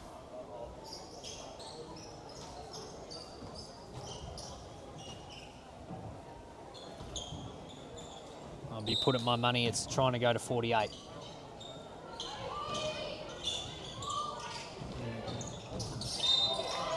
And that right there is called a coach killer. You call a timeout to draw up a baseline play, and unfortunately just can't seem to get it in. So chance down for Dandenong.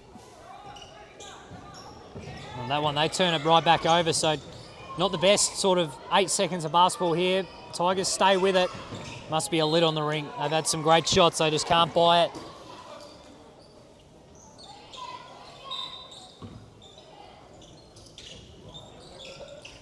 Now they try and execute that baseline play they were looking for last time. Nice handoff there that time still. Time on the shot clock here, 14 seconds. Pass deflected, lots of collisions and a massive knock there. They should stop it here. Just incidental contact there, both going for the ball, and just a shoulder went into the face of the Dandenong player. It will be a sub. I hope she is okay. And nothing in it, just unfortunately one of the accidents when the ball goes up in the air. There's Naboi Chung, who will sit there. We'll stay with the Tigers because they did have possession.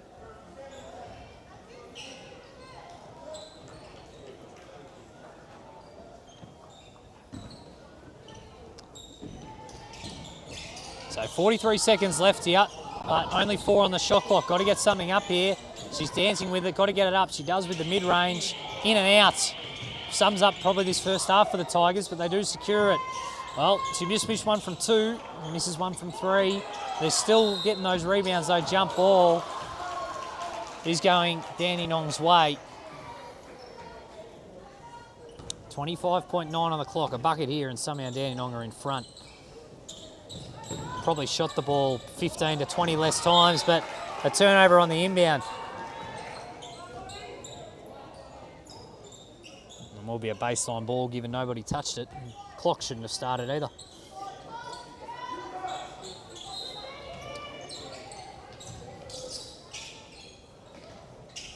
So last shot here if they want it. About a 0.8 difference between shot clock and game clock. Brilliant post play there. Pick and roll, gets it inside. And Kiara Sivaku is up to 7 points. I feel like they've just got to keep giving that sort of play a look. There's no way to stop it, especially with the bigs that Dandenong have. So time here, 9 seconds. Fouls to give here for the Tigers if they'd like. 6 on the clock. Needs to get a shot up here. Mid-range, deflected. Not a great last possession there for Dandenong, but we go into half-time. Tigers will be happy with the lead, but could have been a lot more. 16 to 13. 8 fouls to 3 that quarter. Dandenong will be happy that they committed 8 fouls or no fouls for the last 8 minutes, given that they were on 8 fouls very early in that half. So Kiara Sivaku with 7 points leading the way. Evie Anderson with 7 of her own, and Colette Kuberas with 2. So she's number 33 out there, 92 on my screen. So apologies for that when she scored earlier. For Dandenong, Lily Black has got 5. And that 5 came in 2 possessions, and it's just a few cameos with the rest. So low scoring first half here for 2 teams that have put up some seriously big numbers. Melbourne scored 72 points in one game this tournament. They scored 52 points this morning. Dandenong, their high of the tournament was 62, and they scored 44 this morning. So, well, I think both teams' defences have been quite solid, but there's been a lot of open looks that you expect both teams to make, especially the Melbourne Tigers. So they've kept Dandenong in this.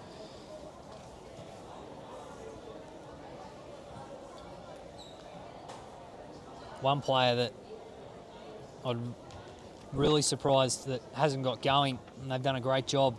It's number 24 for the Melbourne Tigers, Myla Tranilafilo. She's got 79 points for the tournament with 10 threes. She's yet to register a score here in this game, so that's definitely someone to watch out for in this second half. Especially from long range, hitting 10 threes. It's very, very impressive. So both teams break their huddles here for the start of the second half. I said the second of 4 games here on this stream with JR Smith Media. And finals of all the junior girls here in the Eltham Dandenong Australia Day tournament. Under 12 girls we had before, 14's on at the moment, 16's and 18's to follow. Now can the Tigers start inside? Brilliant spot, you cannot defend that. She's up to 9 points, Kiara Sivaku. Nothing you can do. So Dandenong now, they'll be hoping for more than 13 points in this half. That's a high arcing 3. It was only ever going to bank in, but couldn't quite. Offensive rebound, nice finish there from Rosalind. She's got 4 points and 62 points for the tournament. So she was 7th coming into this game for the division in terms of total points. Fires from long range here that time. Doesn't trouble anything does Heidi Magnami.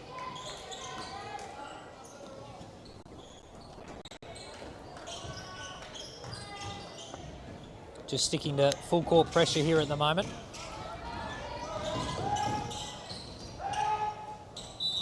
And she's able to get to the line again. It's 2 really good moves, and she's gone left both times. just a little hesitation to get her player off her hip, and as soon as you slap down, you do well to get the ball. So go to the free throw line here for a chance for a 5th and 6th point of the afternoon. And both these teams obviously qualified for VC. And funnily enough, Tigers had to go through a crossover game to go up. Dandenong straight through 3 games and get a couple of months to work on their craft before that VC season starts. And they'll be very happy with reaching the final here of the Eltham and Dandenong tournament. So makes both from the line, 18-17. Much better shooting here in the opening 2 minutes than a majority of the first half. Coast to coast here that time. Can't get it to fall was Myla, but you get that rebound. Kiara Sivaku up to 11 points. She could end up with 35 the way it's going. So here is the Rangers. Kicks to the middle, drives, left-hand finish, and one. Probably our best highlight so far, Zara Edwards knocking that one down. Chance for the 3-point play.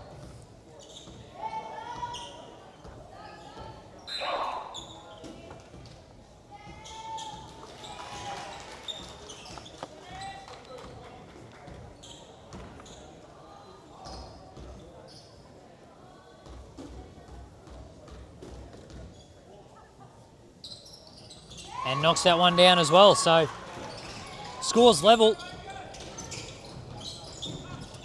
Dandenong have not led at any stage of this game. And a brilliant steal there. Zara Edwards with a brilliant 15 seconds. Got the M1 and got the steal back for her team. We said it in the first half. If you weren't with us, the Tigers really dominated, but they only led by as much as 5 at one stage and got a lot of open looks. Dandenong were playing nowhere near their best, and they got a chance here now to take the lead for the first time. There is Edwards. Had a 3-point play just a few moments ago. Kicks out. Nice cut there. Just a little bit too much air on the pass. Should stay with the Rangers. It does. 6 on the shot clock here for a baseline play.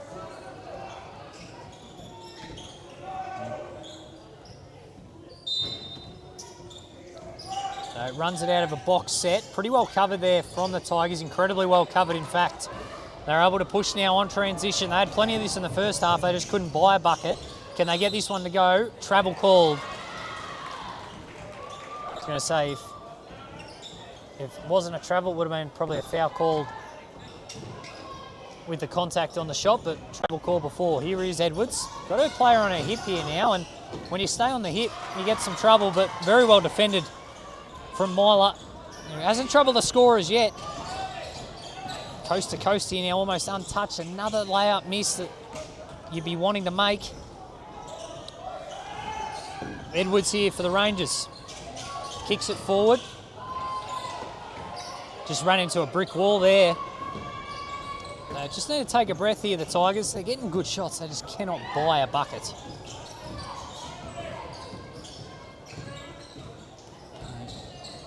Looking to get in their set. This 48 curling to the basket is what been the Achilles heel for the Rangers. So a little bit of a sloppy offensive progression there. 7 on the shot clock. What can they do? Drives, left hand, can't get it to go. Great defense there. And a foul called. Good to see Nabal Chang back out on the court after copping that shoulder to the face in that first half. It's a subs here for the Rangers.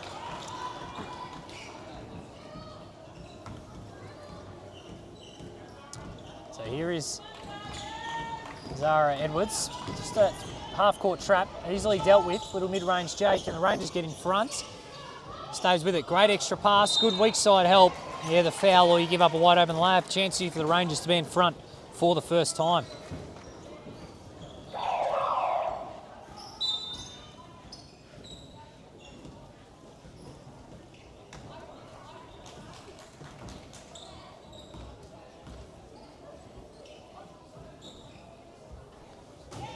Knocks down the first.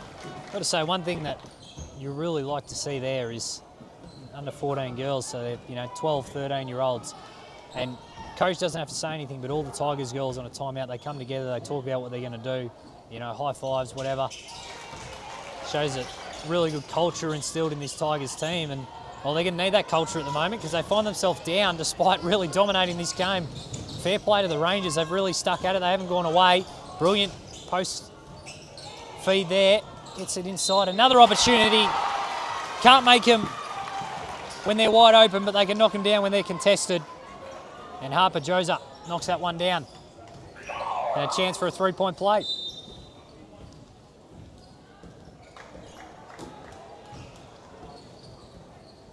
So Josa, it's a chance for the three-point play and to give the lead back to the Tigers. That one just long. Stays with the Tigers though.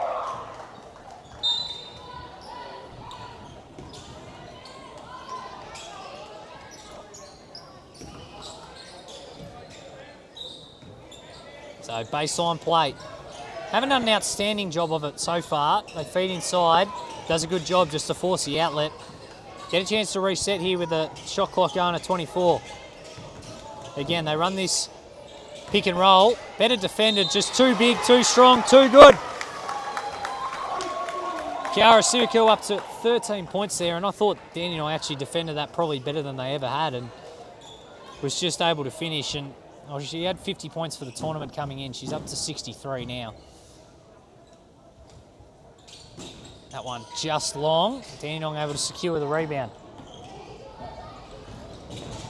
Sort of push here in transition. They do pull it out here though. Fires from well beyond the three-point line. That one long that time from Kindler. Here come the Tigers. Good kick out pass. Hasn't troubled the scorers yet. She scored plenty this tournament. It was only a matter of time. Myla Tranatafilo, top scorer for the tournament, was going to happen at some stage. She knocks down the three and it's a steal. And the Tigers maintain possession. Now it's 27-22.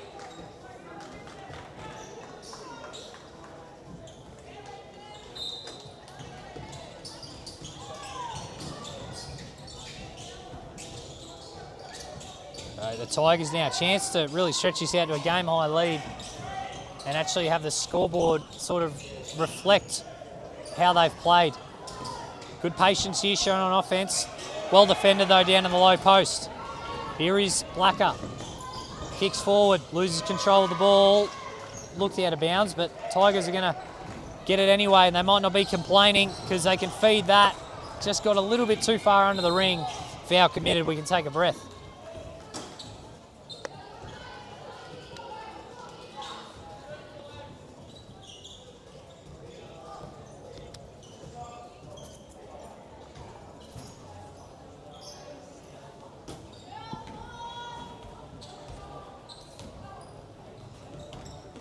So 10.5 left here in this second half. Good trap here at the moment, close to a cross court.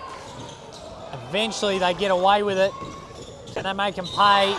Now she got the ball, but she got the body as well. So good call in my opinion from the referee there. So they might have got away with a cross court.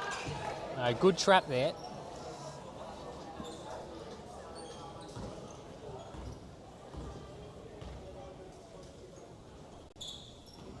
Just long on the first. Jasmine Kindler, this is from the line.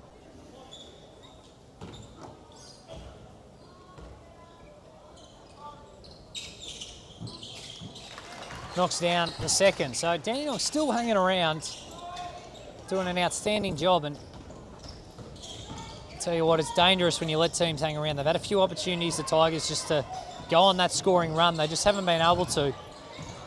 But they'll be happy with the quality of shots. She just made one a few moments ago. That one didn't quite drop. Would have been a 12-3 for the tournament.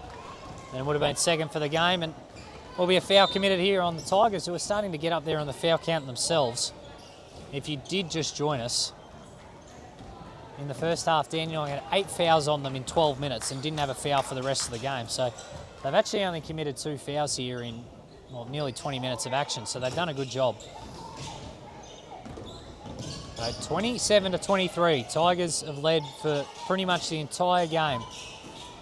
Little handoff action behind the screen and knocks that one down.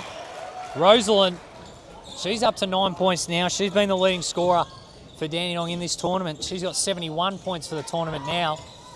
And it's a 1 point game. Refusing to give it up.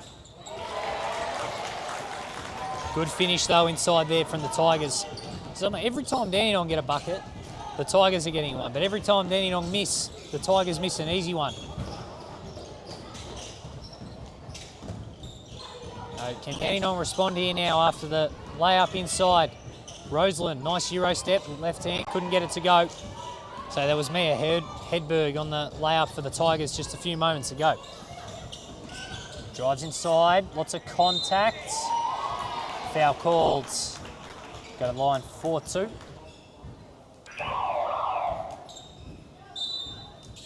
(29-26). 8 minutes left here in this second half.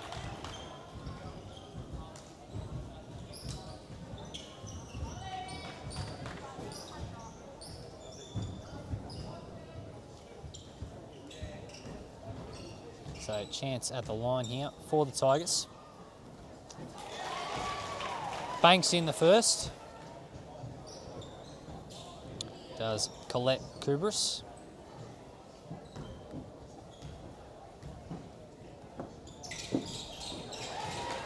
And knocks down the second. So out to 5 points here. It's never been more than this. Full court pressure here. Long pass. It does just fall in the lap of the Rangers. What can they do here? Out to Blucker. Great extra pass inside. Lots of contact, no whistle. Eventually it is called. I would have liked it on the shot.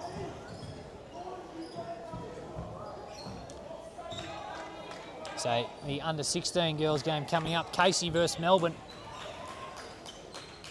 Coming up at 2:30 at the conclusion of this game. So if needed. Good. Well done inside there. That might be a make-up call from the last one. But it's a great baseline draw up and Chung knocks that one down. Chance for a three-point play. I was saying before Chung had that open shot that if required overtime, 3-minute period, fouls remain. And timeout is one on each side. And they're on 9 fouls now, Melbourne. So Dandenong, any fouls that they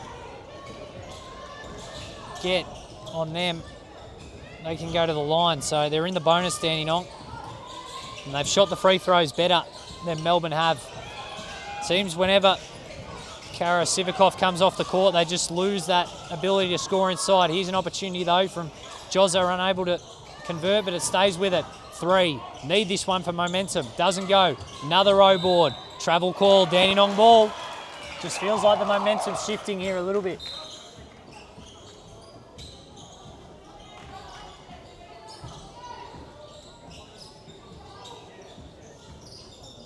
So just over 5.5 to go here. Dandenong have only led for basically one possession of this game. Gets on the ring, chance to tie the scores, does. Arabella Ira knocks that one down, it's 31 apiece. Quick little 5-zip run here from the Rangers.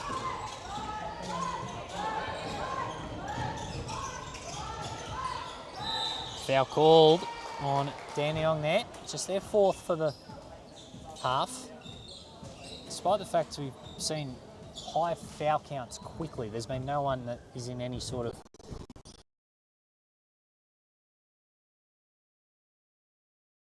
5 minutes left here. Scores level. Dandenong in the bonus. Tigers have been the better team, but they just haven't been able to shoot the ball at a good enough rate to put it on the scoreboard. Nice spin move here. Better defence. I was going to say better defence. A late whistle, and they'll go to the line 4-2. That is Coletta Kubris, who's got 4 points so far.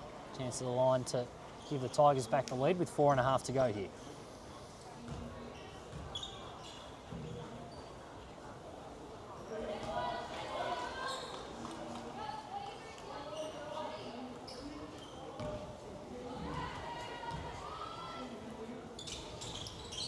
Unable to make both. Bit of a fight for the rebound. Goes with the Tigers' way, able to get it. And a lot of offensive rebounds off free throws for both teams, really. Good finish there that time from Heidi Nagnami, who, that's her first points of the afternoon. Scored 65 for the tournament. Coming in, that was the 4th highest in this age bracket. Kick out 3. Long all the way, another O-board though. That one a bit more easy, given it didn't touch anything, and that's that foul. She'll go to the line for 2. So it's convenient when you're trying to foul to force free throws at the end of the game, so there's that positive. But that one there, it's sort of a ticky-tacky nothing foul that results in 2 shots and a chance of Dandenong to tie the scores. Rosalind at the line here, she's got 9 points so far. She's got 10, making her tally 72 for the tournament.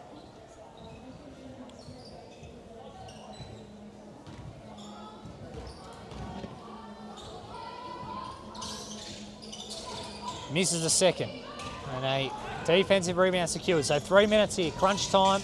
Both teams still with 2 timeouts. Dandenong in the bonus. That one there, passed just out of the reach, costly turnover. As I said during the under-12s game, with it being halves, you've really got to manage those timeouts. You understand that there's going to be ebbs and flows where your team fatigues, because that's when the usually quarter time or 3/4 time break is. But you've got to just ride that out, because you need those timeouts at the end of the game to advance the ball or to draw up a play or whatever it might be. Under 3 minutes here now. Here is Blucker, got 5 points so far. Had the right idea with the pass, but got intercepted. 3-on-1 here for the Tigers. Can they make him pay? Pretty well defended in transition. Good underhand pass, though. Hit every part of the ring, but did not drop. Foul called. They'll go to the line. There's another one. So there's 2 fouls now. That one there in the backcourt, so that hurts even more. And the way they're playing Melbourne, Dandenong are going to get opportunities. If they shoot well from the free throw line, they really should win this game.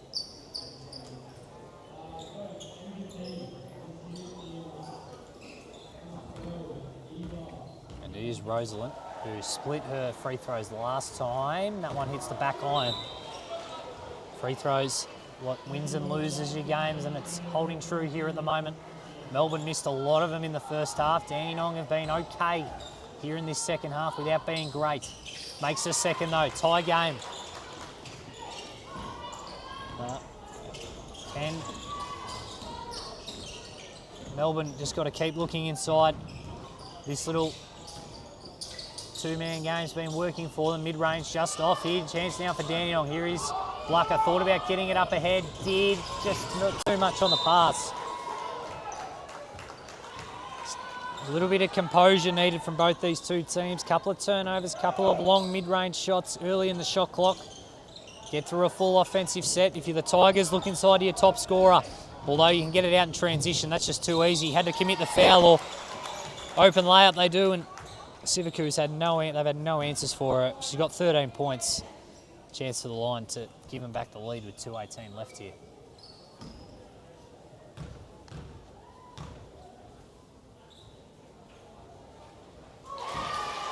Knocks down the first. Team who shoots better from the free throw line here with the remaining 2 minutes is going to put their foot in the box seat to win this grand final. And the second. Clutch shooting there. She's up to 15 points. Great afternoon for her. So here's Dandenong now. Nice handle there from Rosalind. Kick out. Corner 3. This would hurt. Looked off all the way and was from area. So Melbourne now. Chance to push it out to a 2-score game with a bucket here. They go to their big. Plenty of time on the shot clock. Kick out. She's hit 1-3. That one doesn't drop, just hasn't been her afternoon. She's had an outstanding tournament. Here is area. Goes all the way. Be asking for a foul, not given. They're able to get it out the back here, the Tigers, all the way coast to coast. She misses the layup. Finally, third time's the charm. I think Dandenong will be pretty annoyed that area didn't get a foul call in her favour. They're able to get it out the back here though in transition. Another layup missed. Bit of a loose ball. Who's fighting for it? Who wants it? Tigers get it here now in transition. 2-on-2. They continue to push. Foul called. Got to be on the ground. Will be on the baseline. And Dandenong coach very rightly saying, in my opinion, what about down the other end? So 4 points the margin here. Minute 14 left. Both teams still all 2 timeouts. Bucket here. especially a 3, although it was the foot on the line. Didn't matter. Need a fight for the rebound area. She's had a few moments here, done well. Here is Blacker. What can she do? Gets it going forward. Quick 3 would seriously hurt. Long from Jasmine Kindler. Still plenty of time left. Don't need to be shooting 3s. That's what they said there, but they'll get another opportunity. One foul to give here before in the bonus. Obviously Dandenong in the bonus as well. 2 timeouts. Could have asked whether they used the timeout to advance the ball there, but very easily dealt with. Score here makes it tough. They want to use the full shot clock here. Illegal screen. Big call, and the right one in my opinion. So 46.2 left here. Still 2 timeouts for Dandenong. Just need a quick shot. First quick open shot, and he will use one of those 2 timeouts. And will advance it as well. So it's the benefit of saving those timeouts. So 46.2 here left on the clock in the under-14 girls grand final. We had a very close game in the under-12s. It was 5 points the margin with Kilsyth taking out the win there. I've got another close game here, which is all we can ask for. As I said a few minutes ago, the under-16s coming up next. Casey versus Melbourne.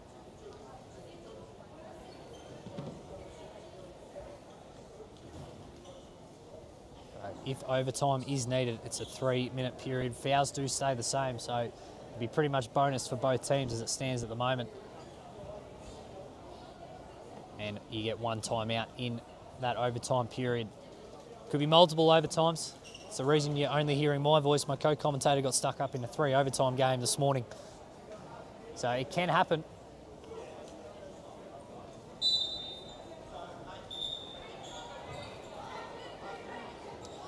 So they break the huddle. And very smartly will advance the ball.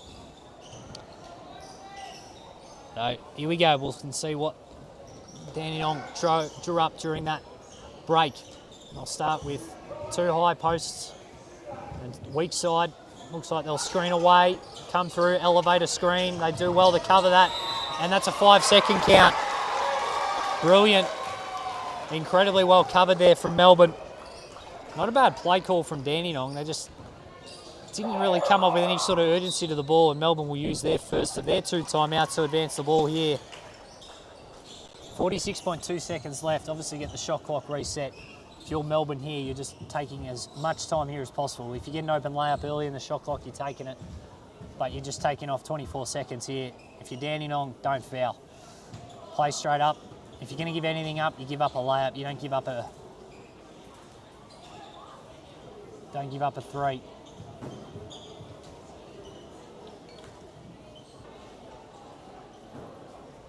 Melbourne have led. If you have just joined us, Melbourne have led for pretty much the entirety of the game. It was only 1 possession where Dandenong held the advantage. It was a poor shooting first half from both teams. It was 16-13 at halftime with Melbourne holding the lead. You felt like Melbourne really should have gone in with a lead of around a dozen. They really did control a lot of that half, but they just weren't able to put the ball in the bucket. They got great shots. They were able to make a few more shots here in this second half, but they've just let Dandenong hang around, which is dangerous, but they've got a great opportunity here on this possession, really put them to the sword. Dandenong still do have 1 timeout, as do Melbourne, so Tigers get a shot here and make it. You'd expect a timeout from Dandenong just to advance it and draw something up. So they'll start in a line set. Good double team here, forces that extra pass, a little bit of a fumble, stop that backdoor cut, and they'll just be wanting to take some time off here. Don't want to foul. 9 on the shot clock. Now's when you start looking for it. So they've played the situation well. Screen action. Step back 3, thought about it. Don't foul now if you're Dandenong. 3, it's a prayer. It goes in! Can't make a layup all day, and then they make that. And that's the dagger right there. Heidi Magnami, what a ripper. And 7-point game. Dandenong looking to just get 1 final bucket. Well done to Melbourne. Play that possession perfectly in a clutch 3 to finish it off. And Well, they'll finish with a 3 of their own just to make the margin 4 points. But well done to the Melbourne Tigers.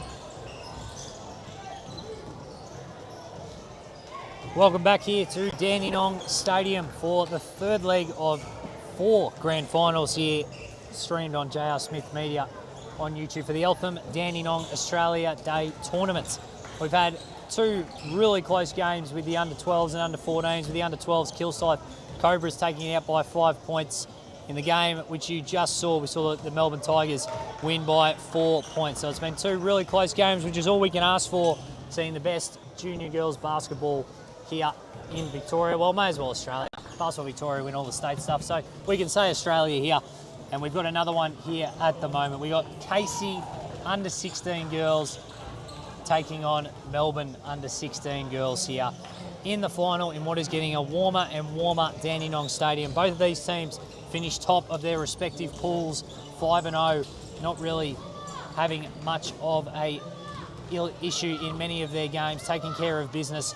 But we have seen so far in the teams that have had those close game experiences show a bit more poise in that little start of the game. So let's look at Melbourne so far. They played their semi-final this morning at 11 a.m, taking down Dandenong by 3 points. So they do have that close game experience.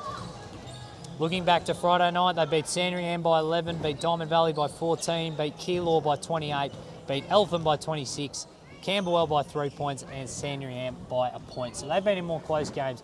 While Casey, well, judging by their percentage of 286, they've definitely been able to breathe a little bit more easier. They beat Pakenham on Friday night, 54-20, won by 40 against Sturt, beat Geelong by 41, beat Kilsyth by 27, 28 against Waverley, and won this morning quite easily against Kilsyth at 11 a.m, 56-26.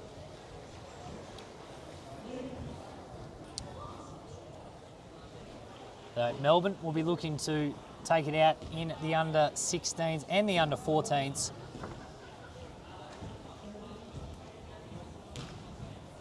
With Alana Tamburi, she's got 73 points on the tournament, which is the second most. And they've also got Amira Spinks with 68 points in the tournament so far. So 2 of the top 4 scorers for Casey. Well, for Melbourne, Eliza Parr's got 60 points, she's 9th ranked. Georgia Kaskani has got 59 points, she's 10th ranked. And Sienna Turimic got 59 points as well. So we're going to see some high scoring. We can see, I should mention here at the start of the game, because we saw it in the last game for those who really did tune in. This is the 8th game these girls are playing, so the fatigue and maybe the more free throws missed or open layups missed is excused in what is quite a hot and stuffy Dandenong Stadium here. But we are just about ready to get underway here.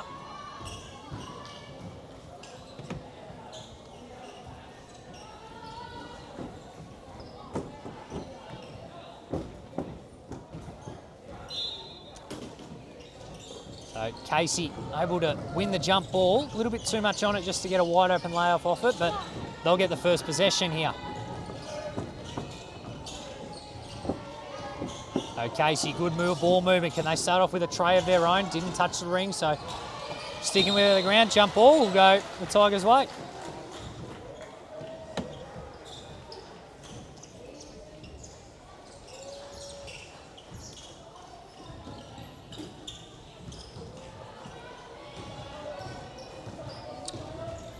First possession here for the Tigers. I think their 14s did really well, is that ball movement. Let's see if their 16s can do it. They couldn't do it there. Out of bounds. Will stay with the Tigers.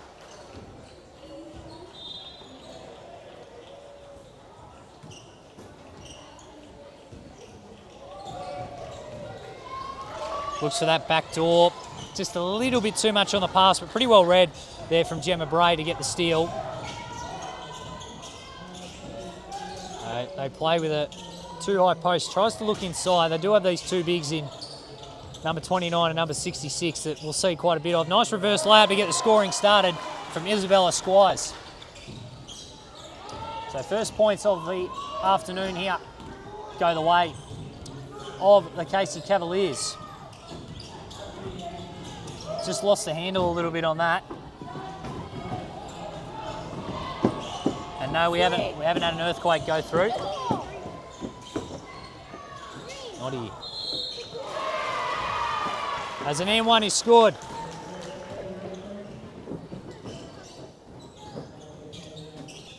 Won't be the last time we call that one out. Amira Spinks inside there, just too big, too strong. Yeah, apologies, just had some kids enjoying themselves. Problem is up on this big grandstand here, if someone stands up, you feel like everything's gonna fall off. So that's why it wasn't called, but Amira Spinks misses the free throw, and it's followed up there by Alana Tamburi, second highest scorer in the tournament. So it's a quick 6-zip start here for the Cavaliers.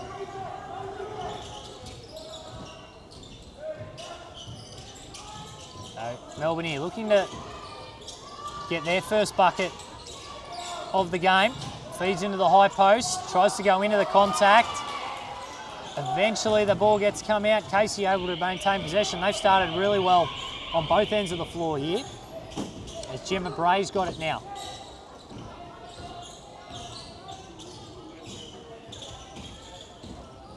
Comes off that screen, looking inside, does well. 8-zip start here. Gemma Bray finishes that one off with the left hand, and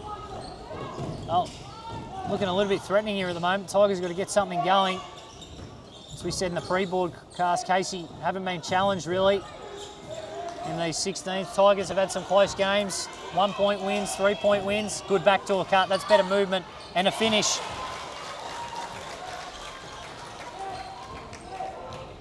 Georgia Cascani who finished that one off. So they are on the scoreboard here as we're 3.5 minutes in to this third game here at Dandenong Stadium. That one there, just not a great pass. Now the Tigers an opportunity.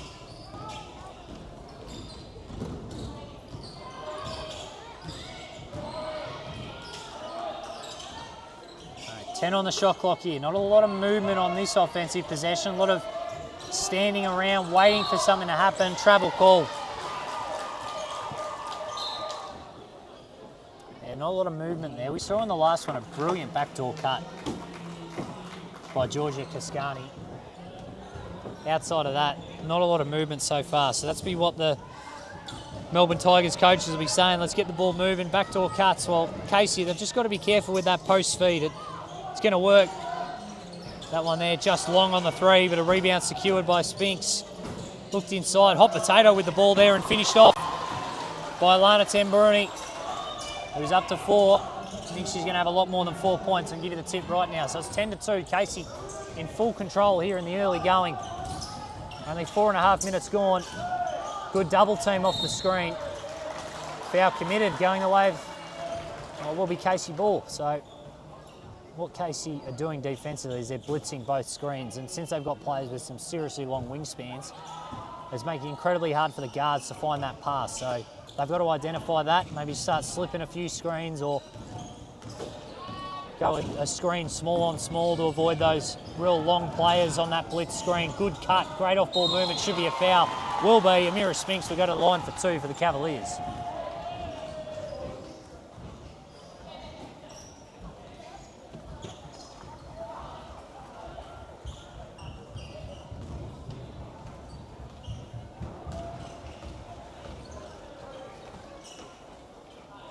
Knocks the first one down. Haven't really put a foot wrong here.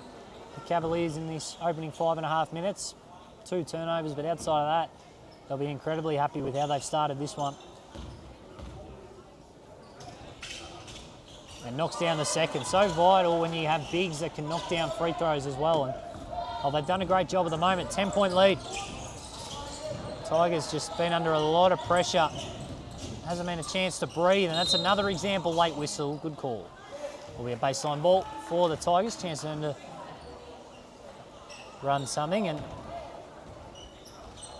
just noticed 3 refs here for the under 16s and I'm assuming the under 18s. So really good there. A couple of screen aways. They defend it really well. Got to get the ball in here. They do.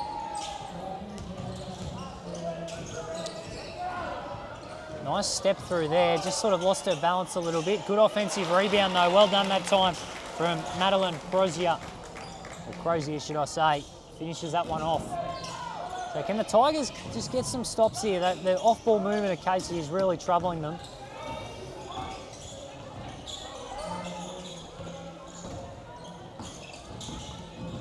Dribble handoff. They try to go under it. They just sort of lose track of it. They thought about it, had the slip on the screen. Still got pretty good post position. Does Tamburi. Pretty well defended there in the end. So well done there from Melbourne. On the fast break, Cascani was able to pull it up. 3. Would be nice if this dropped. Just short. Foul on the rebound. Will be Tigers ball.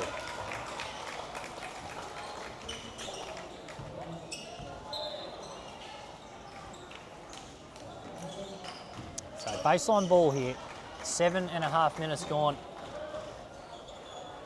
12-4, Casey have led. They haven't really put a foot wrong in this opening stanza of play. It's the feed inside.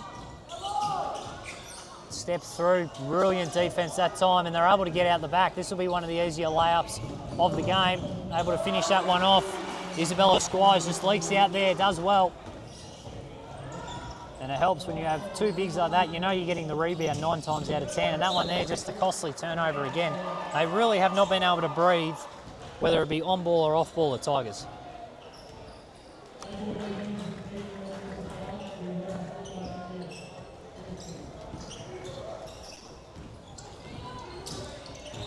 So the Tigers now need to stop on defence. Casey just need to keep doing what they're doing. Good defence there that time. Foul called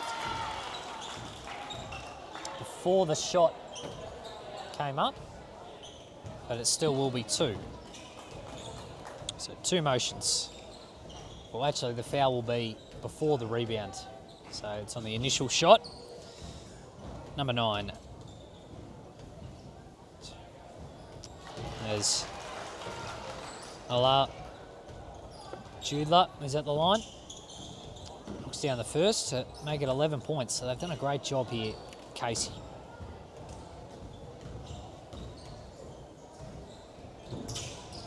And knocks that one down as well. And we'll see some subs. We're talking about Casey's defence. The highest points tally they've given up in this tournament so far is 26, and that was this morning.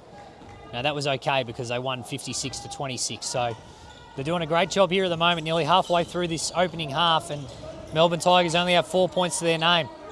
Got to respond before it becomes a margin where you need a lot to go right. Kick out, 3. High arcing shot, hit every part of the rim at the bottom of it. Rebound secured here by Casey.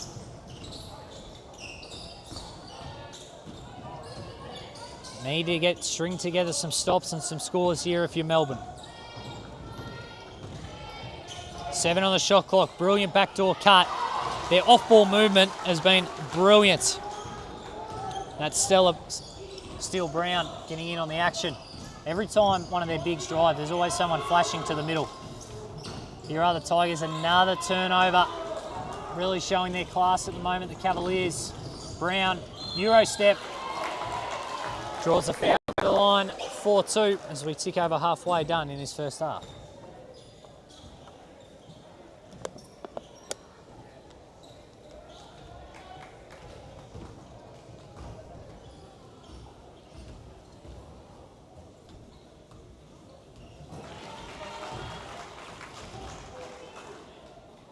Knocks down the first. Makes this, it's out to a 16-point game. And they would have scored 20 points in just over 10.5 minutes of play. And she knocks that one down. Does Steele-Brown. Improves her tally to 4 points. It's 20-4 here at the moment. Casey in full control. And as much as they've been scoring, it's just their defence as well. There's just been nothing. They'll blitz this screen and then it forces a long pass. They've done actually all right there for the backdoor cut, but there's always a deflection or something that hesitates. That 3 there, they need something to drop just to get going. They do secure the rebound. Much better dealt with there on the pick and roll. Inside, lots of contact. Is that going to be the act of shooting? It will be. And a chance to go to the line here just to get some points on the board for Butters.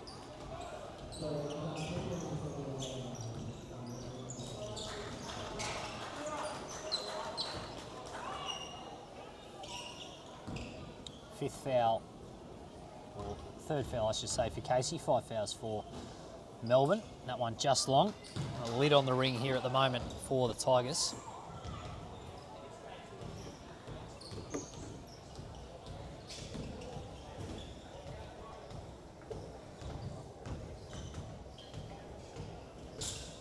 And that one looked short all the way and was. So not much going right here for the moment.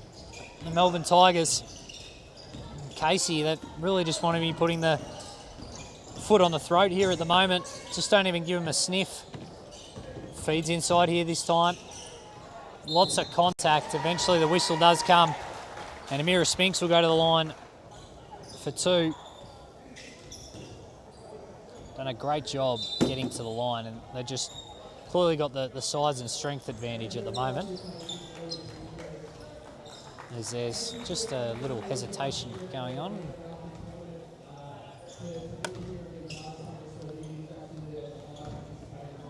Spinks here at the line.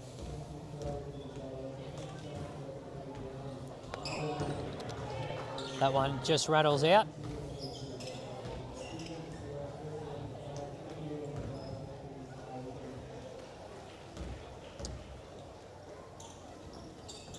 Knocks down the second. So 17-point lead here at the moment, 21-4. It's been a 9-zip run for the Cavaliers. Got to get something going here, the Tigers. Just look at this ball pressure. They can't get it to the 3-point line to set up their offense. They're starting their offense from just inside the halfway line. This makes things so difficult. Needs to get a ball in, doesn't. Another turnover. They've just been too good defensively. Coast to coast, a rare blemish for the Cavaliers there. One of their rare mistakes of this opening 13.5 minutes. Post position inside, just a bit too much on the pass. Intercepted. They've really blocked off any passes inside. And when you're struggling shooting the ball, you want to get paint touches. That one there, she just did not stop running. Paisley Rice gets her name on the scoreboard now. Did not stop running. 23-4, domination from the Cavaliers.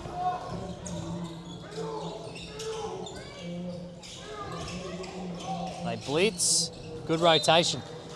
They've done a great job blitzing every one of these screens, and they just don't have an answer for it at the moment.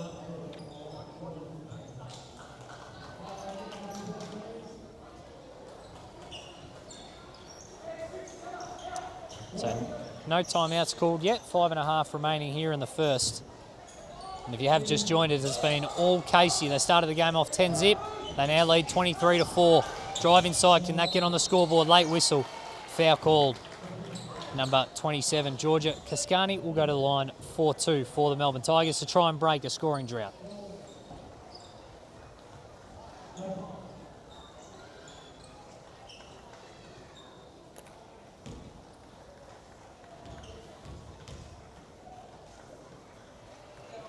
Knocks down the first.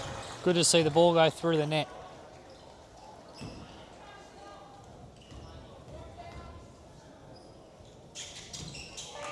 And knocks down the second. And there'll just be a sub coming in.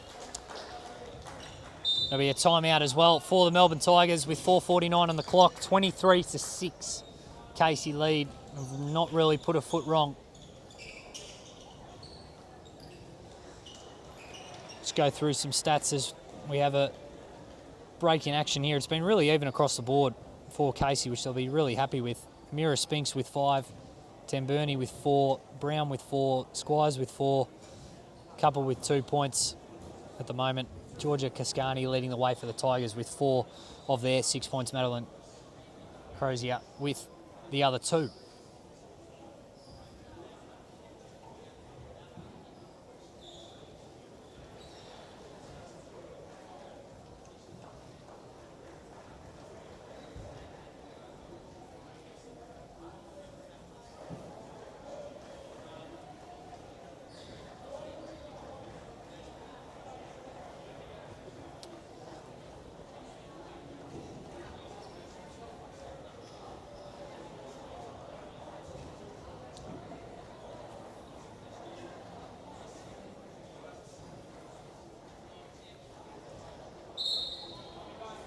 So both teams break off here on their timeout. 4:49 to play.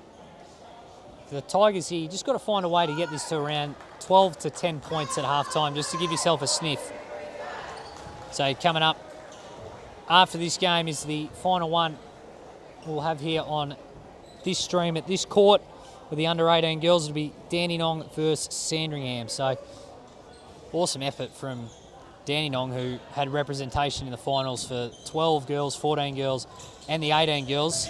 The Tigers had representation in the 14s and also here in the 16s. So well done from those clubs. As we are back underway after the timeout, that pass, she just went up and got that one. And it's business as usual after the timeout. Nothing has changed. Amira Spinks finishes that one off. Moves up to 7 points as the lead grows to 19.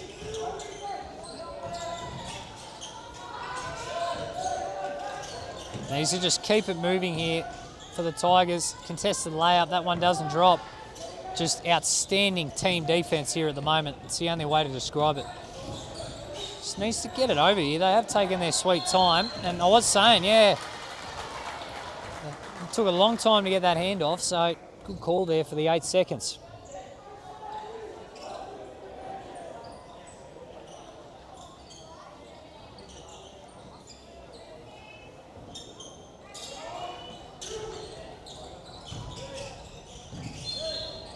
Foul called.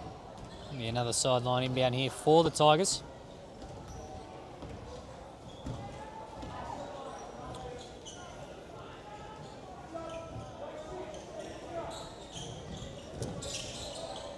They just need an 8-zip or a 6-zip run just to give them a sniff going into half-time. But with what we've seen so far, I don't see that happening. Although that's a brilliant finish that time from Sophie Gardner on the left with the spin there. Maybe that can just open a little bit of belief here, but they've got to get some stops. At the moment, they just don't have the size on the court to stop any inside looks. Casey just getting into the kill zone of the defence way too easily. Much better defence though that time, and they get a chance for a transition finish. That one there, just heard the footsteps and then caught it out of bounds. Just unfortunate there.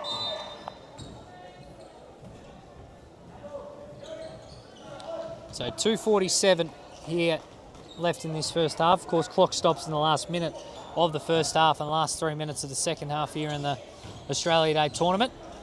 And that's just exactly how you deal with a full court press. Just needed the finish, which they didn't have that time. But they passed through that incredibly well. Great trap. Just able to get out of it. So they have sort of forced them to the sidelines, really. Great backdoor cut. Well done there from the Tigers. Just don't have the finish. A few deflections here now. Got to get something off this. They've fought hard to get this possession back. Yeah, Casey have just forced them to the sideline, which has allowed traps. Kick out, thought about the 3, created space, another kick out. Still 10 on the shot clock, so still got time. Drives, little right-handed runner, short all the way. Still fighting for that rebound, does really well. Jovanic gets in another possession. Feel like they just need a score there. Inside, lots of contact, gets it to go. Madeline Crozier. Got to get stops here, got to get stops, got to get scores. Kick out, this would really hurt. Long all the way, gets it out. Can they secure the rebound? They can. So minute 30 left here, 90 seconds. Can they get it back to 10 points here at half-time? Kick to the other side. Lots of contact, no whistle. Let them play, which has been good. Got it out of the defender's hands. 1:15 left here in this first half. Much better passing the last few possessions. They just need those shots to fall, the Tigers. They haven't been able to fight for the ball on the ground. Whistle. Jump ball going the way of the Cavaliers. So exactly a minute left here. Casey still 2 timeouts here in this first half. Melbourne with the 1. Both teams still fouls to give before they're in the bonus. So Melbourne have gone to this 1-2-1, which has been very easily dealt with. I feel like they're just getting sucked up to the ball a little bit too easily. Good backdoor cut here, kick out. Could have done the extra pass, decided to take on the responsibility and knocked it down. And Ashley Spark gets her name on the scorers list. 18-point margin now. All but one of the players for Casey has scored at the moment, and they are seriously having some fun. Much better job there. Great defence though. Foul committed. And Ashley Spark, who just hit the 3 a moment ago with a great block. There's just no let up at the moment from the Cavaliers at all. And Casey will use one of those timeouts to draw something up here with 27.4 to go on what's been a dominant first half. They lead 28-10.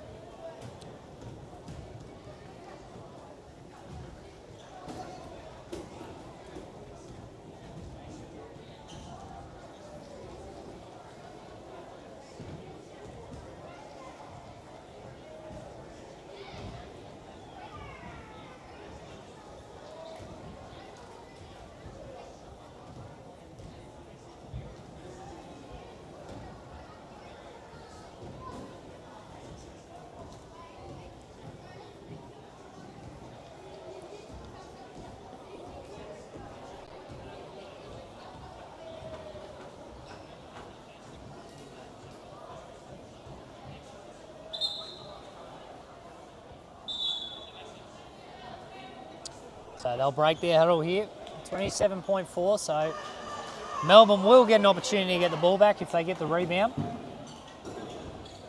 But we'll see what the coaches draw up here in the half-court set.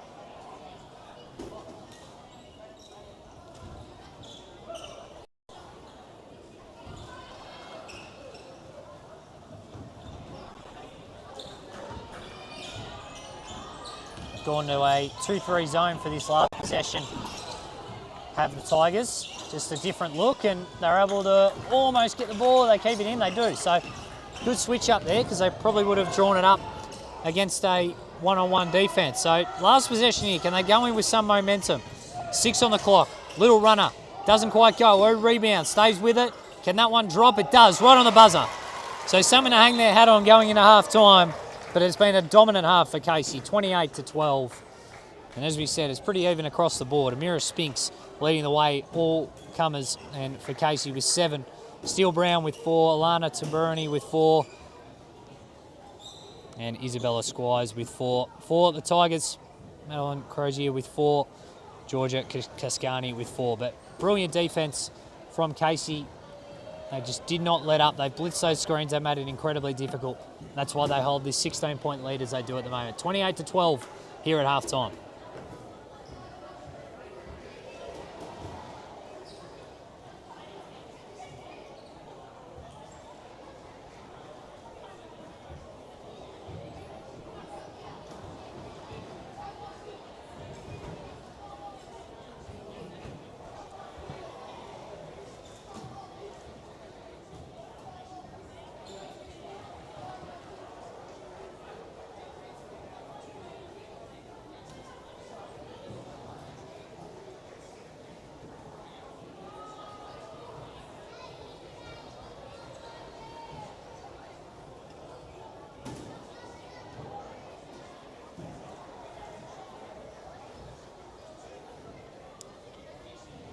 That last bucket from Melbourne just gives them some little bit of momentum.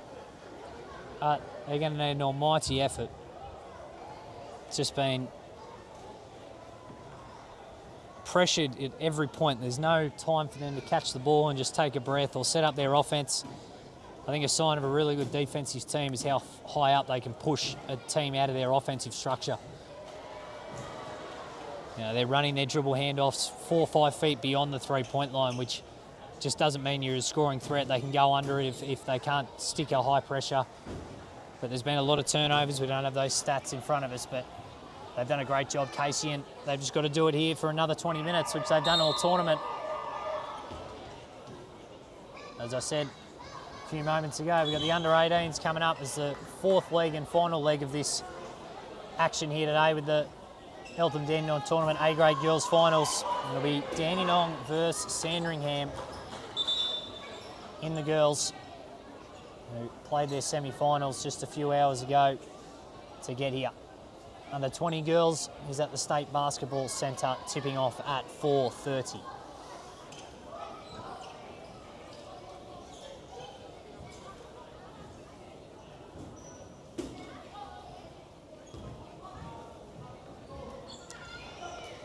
So, second half action here. Can Melbourne pull off an almighty comeback, or is it going to continue to be business as usual for the Casey Cavaliers? We will find out here. They'll need a fast start, that's for sure. They've got to make those types of shots. It's a good one, but they've got to be making them. A late whistle, be a foul actually on number 32 for Casey. Going against Ashley Spark for a hand in the back. Casey coach shocked would be an understatement. Able to get that ball in off the baseline. Nice drive. Two really good looks to start off the quarter, or the half should I say, but just can't get him to drop.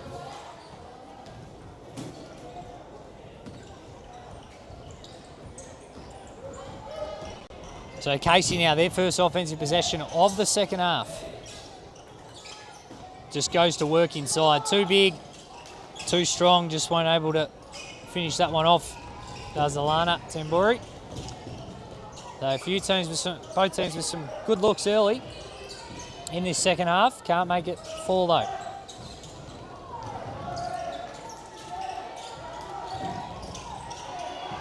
Looks to feed inside. Need to start well. Need this one to drop. It would be huge for them. Had to get it up with the shot clock. Doesn't fall though. Here comes Casey. Nice little shovel pass inside. Can't get it to go. Does stay alive. Good play there from Gemma Bray. Pass inside off a bunch of hands, but he's going the Tigers' way. So both teams just a little bit unclean inside to start the second half. As we said earlier in the broadcast, 8th game they've played in 4 days, so you can expect a little bit of fatigue, especially after a summer holiday break. Long two here for the Tigers. Doesn't fall. Rebound though, secured. Chance to start their half from the free throw line. Good rebound there that time from Mila Jonovic. Chance for her first points of the afternoon.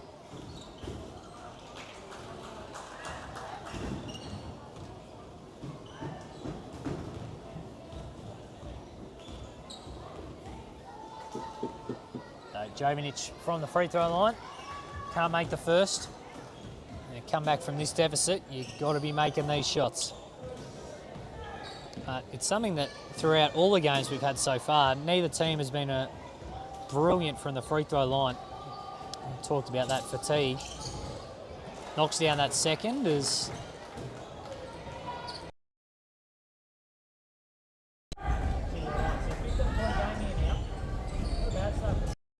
looks on offense, haven't been able to convert them all, but it's getting stops, and that's not a bad shot to be given up, but you've got to get the rebound. They do. So good start here in this second half. They feed inside. Got the corner three option, but it was just deflected. So get it to the point guard in Gemma Bray. Looking for their first points of this second half, and that's exactly how you do it. Pick and roll, too big, too strong, too good there from Alana Tamburi. So 30-13, another deflected pass. We've had plenty of those. And even if they don't result in the turnover, it just disrupts the offense because everyone's fumbling after the ball and you're not in your set spots. Good pick and roll action there, pretty well defended, but Alana Tamburi again, there's just nothing you can do.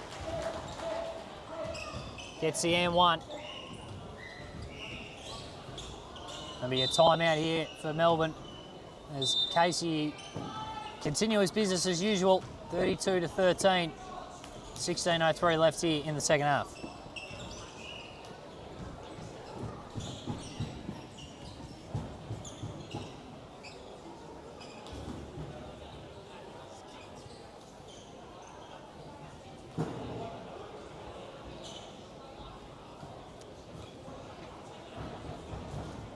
Casey incredibly dominant, and it's the tall timbers that they've got in Alana Tamburi and Amira Spinks who have led the way for them. Tamburi up to 8 points, a chance to get her 9th here from the free throw line. Amira Spinks has 7.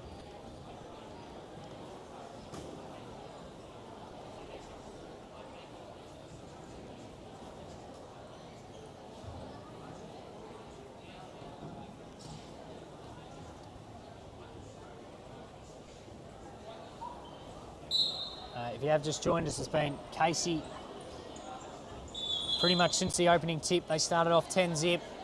Melbourne Tigers only had 4 points to their name until about 4 minutes left in the first half. And well, they fought hard, but at the moment they're just getting outplayed by a better team. There's no way about it. If you missed our earlier games, we had the under-12 girls that started off at 12:30. Kilsyth won that one by 5 points, beating Dandenong. And the Melbourne Tigers beat Dandenong in the under-14 girls, which tipped off at 1:30 by 4 points. So we've had two close ones at the moment. This one's been all Casey. And for a team that will be right up there in VC and would probably go in as favourites come around to the VC season. They now hold a 20-point lead, the largest of the game. And again, it's just this pressure. They're getting in their offense. It's just past half court. Good rotations. Everyone's talking and communicating and forcing tough shots. Great defense there. That top play. Alana Tamburi gives it up to the guard in Gemma Bray. Just gets her opponent on a hip. Lots of contact. Does a great job there. Nice change of speed. Just caused the defender just to relax a little bit as she hesitated and gets on the ring, goes to the line for two.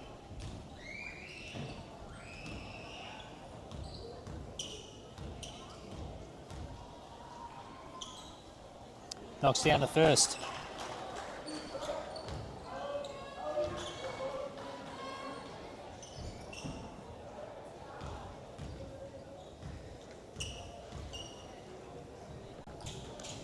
And knocks down the second. So clinical from the line.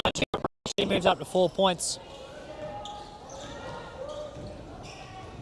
Out to 22 points at the moment, 35-13. And there's another one. Somehow ends up in the hands of Casey. They're just all the steals, the pressure and deflections. It's just absolutely suffocating this Melbourne Tigers team that's trying to get into their offense. Here is Bray, comes off that screen. Nothing you can do about that. And then as soon as I give it a pump up, they miss the open layup. But they'll be happy with how that ran. Tigers now in transition. They cough it up again. Here is Bray.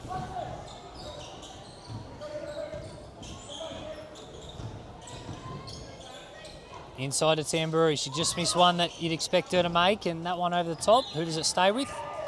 Stays with the Cavaliers. So 14 minutes left here in the second half, and Casey just have not given Melbourne a sniff. What the good teams do is they put them to the sword, and they've been doing that here. They haven't let them hang around that 8 to 12 mark, and you know, it's a couple of buckets either way. Got to get a shot up here to beat the buzzer. They've had everything go in. That one didn't, but it comes straight back to them. Here is Bray. Comes off a screen, gets inside. Great pass inside to Sphinx. And they're just starting to have some real fun now. That's 24 points.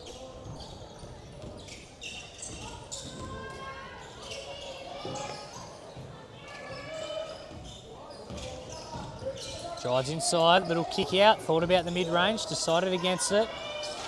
Just no movement inside, forces a really tough shot. Great defence again. And playing without fouling as well. They've only committed 7 fouls, Casey, and they've been playing some really high pressure, hard defence.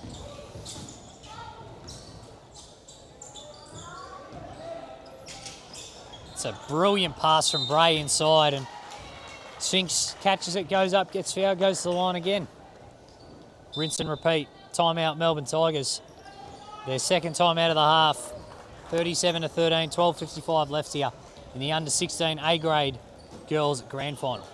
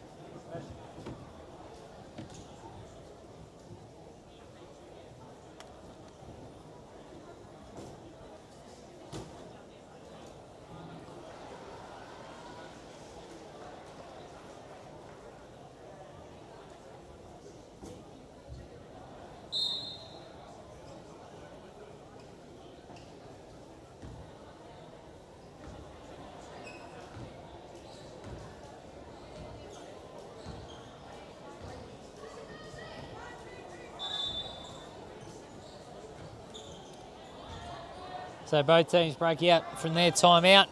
That's their Tigers' second. Casey still with their 2, and they'll come back out for a Mirror Sphinx 2 free throws in a dominant display by the Cavaliers.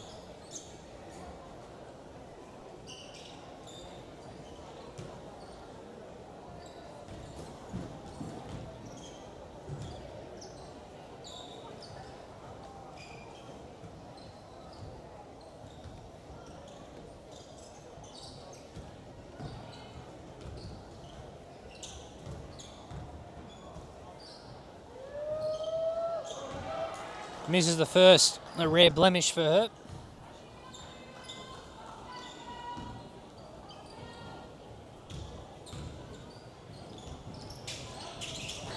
And knocks down the second.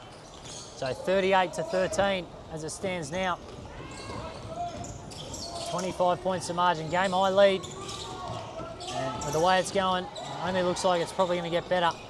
And big up for Casey, that one. Not a bad offensive possession, but Sophie Gardner couldn't get it to go. Good kick pass forward there that time by the Cavaliers.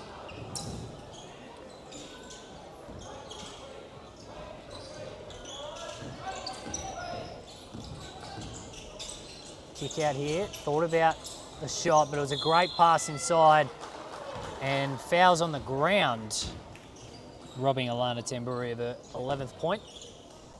So it will be baseline ball here with just a tick over 12 minutes left here, or sideline ball because of the made shot.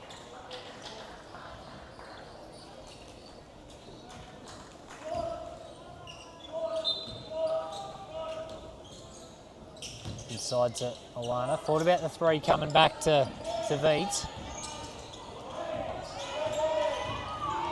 They keep it moving here. 4 on the shot clock. Here is Veet. They've got to get a shot up. Great patience in the offense. Well done, Casey. Putting on an absolute clinic here at the moment on how to move the ball. Mirror Sphinx gets her 12th point there.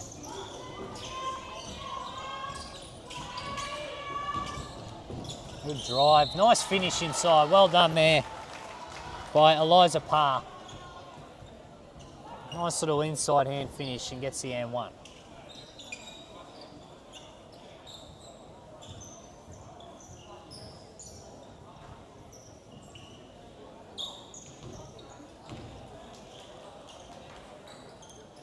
And Amira Sphinx will take a well-deserved rest on the bench. As Eliza Parr completes a very good 3-point play. So 40-16 here. 10 minutes and change left here in this second half. And what has been a clinic on defensive pressure and how to be patient and move the ball on offense from Casey.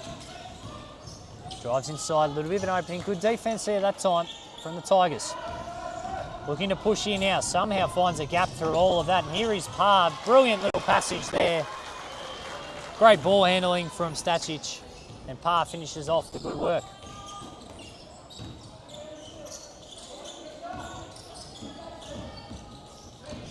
It's that 2-3 zone, that'll be a travel. So a good couple of possessions here for the Tigers.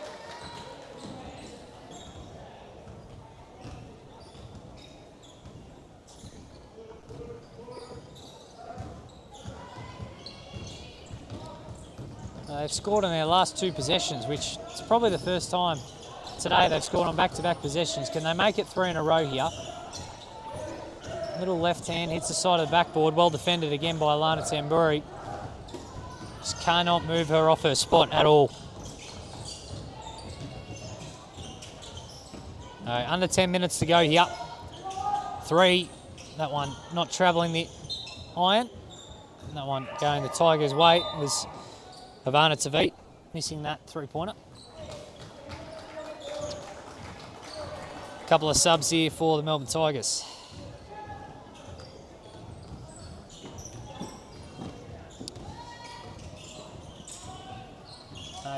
Been good the last couple of possessions, all clear the last one. Lots of contact there, go to the line for 2. Done a much better job drawing fouls this half compared to the first, as number 27, Georgia Cascani, will go to the line and chance to get her 5th and 6th point of this game. Just short on the first.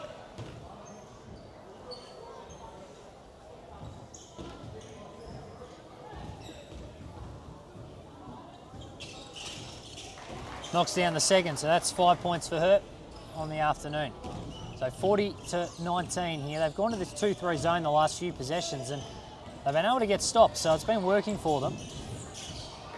Just bumped it off there. And a rare turnover there from Casey. The 2-3 zone, just something a little bit different. They came out of it on the last possession before half-time and got a steal.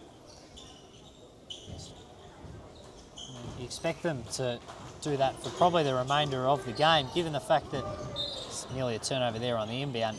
Casey have only hit 1 3-pointer out of their 40 made points.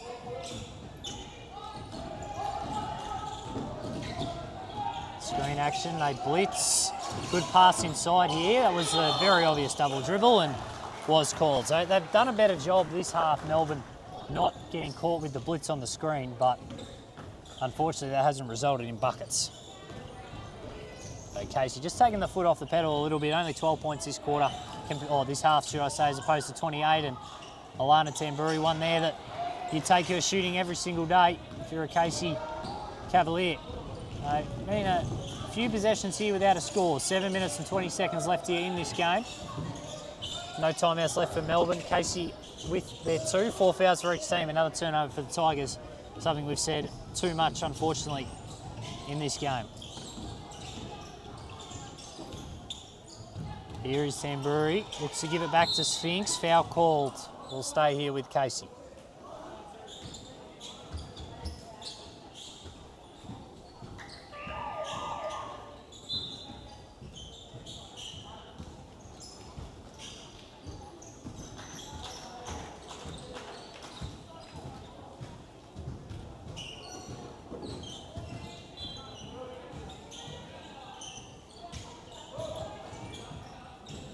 So back underway. 6.5 left in the game and travel call. Just a couple of possessions where Casey have just taken a breath, which you can't blame given how much dominant they had so far and the current aspect of this game. So Tigers here a chance to cut it under 20 points. Again, that blitz screen's just killed him. Another turnover, this time a travel, looking to pass over the top. Just have not been able to overcome that, and well done from Casey just to keep sticking to it.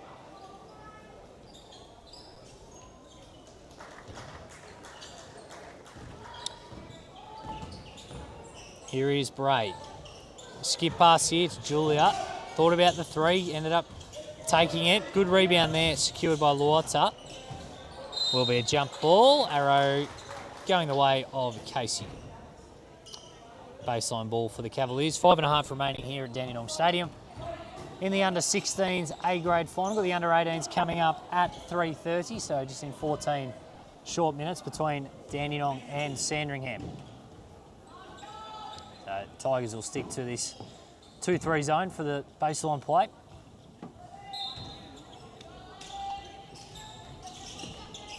There's just a rare mistake for Casey on that baseline play there. Thought Bray was going one way, she went the other.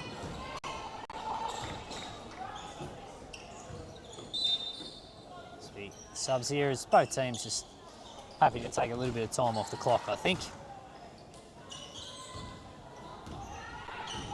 So Melbourne here, chance to cut it under 20 points. Been better this half. Haven't been able to get that consistency on the scoreboard, but it is pretty hard against this Casey defence. Feeds inside, a rare post entry that's not been intercepted. Travel called, been plenty of those, great defence again.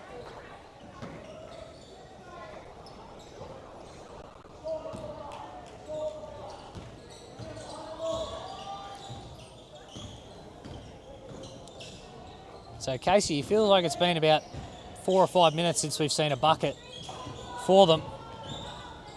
Extra pass, always open on a 2-3 zone as those corner threes. Rebound by Tamburi. Will stay though with Casey, and they'll get another chance to make right of that turnover on the baseline play just a minute ago.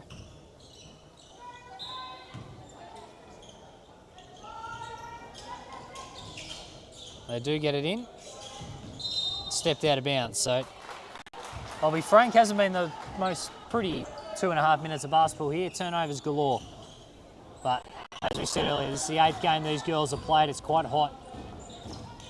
So you can excuse a little bit more mistakes in this latter stages of a game that, to be honest, was over at half time. So there's another turnover right on cue.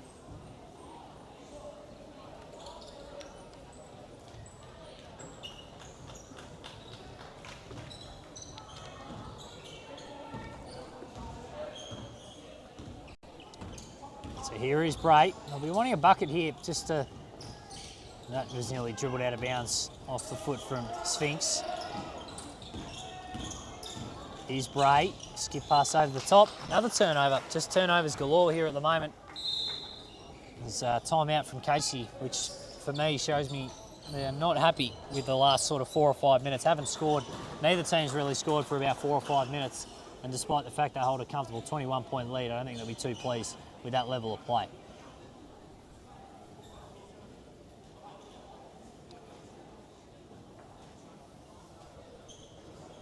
So Amira Sphinx leading the way with 12 points. All comers, Alana Tamburi with 9 for Casey. Eliza Parr's got 7 for the Tigers. They're leading the way. Cascani got 5 as well for them with Crozier with 4.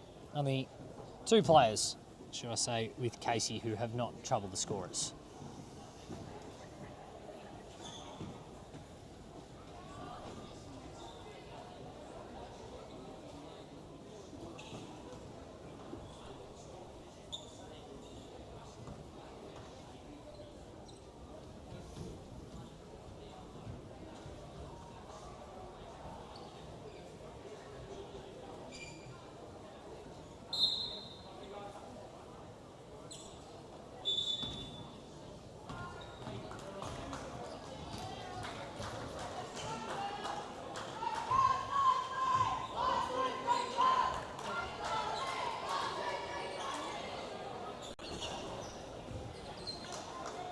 So under 3 minutes here for both these teams. The under 16 girls grand final. Under 18 girls coming up right after this 3:30 tip off.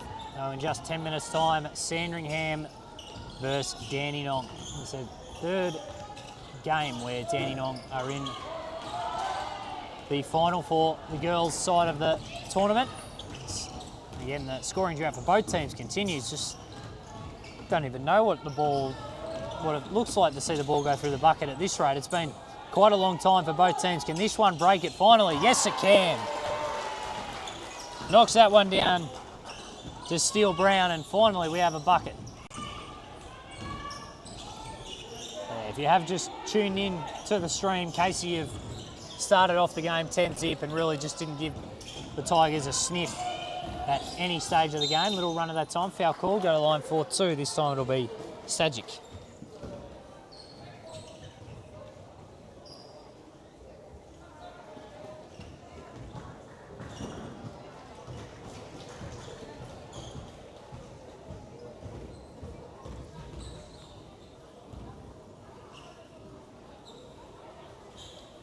Knocks down her first point of the afternoon.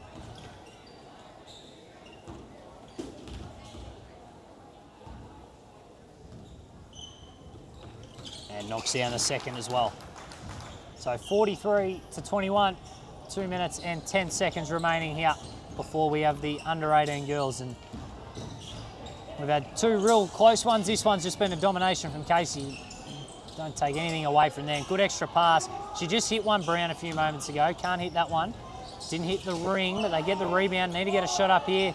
Should shoot this one. Will hits every part of the ring, but doesn't drop. Foul called eventually on Brown, but they'll be very happy the fact that they're up 22 points and they're still diving on loose balls. They're still getting tip passes. They're still getting all these different things that they'll be very happy with.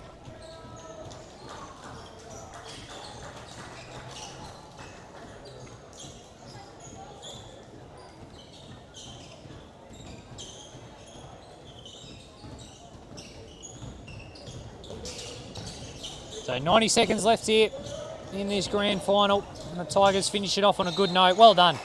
That's probably the best offensive possession they've had there. Got some movement and were able to knock it down. And the M1, that one from Butters. It's the first time as well, I would say, that their tall timbers have been off the court for Casey, so it's actually opened up the inside for them so they could get that pass in. As Butters can't complete the three-point play, should stay with Tigers and will, with exactly 90 seconds remaining in the half.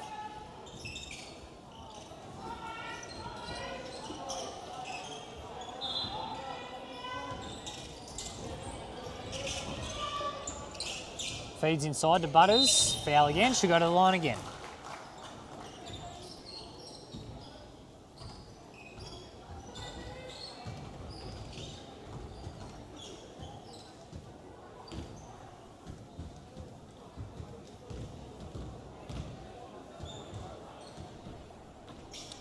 Just long on the first.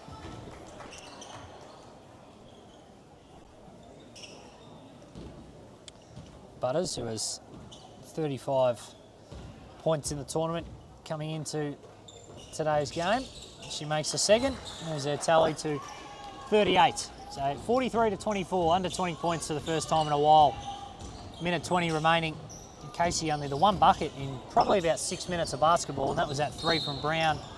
Foul call that stopped the fast break layup down the other end. Will be Casey's ball on the sideline here with a minute 15 to go.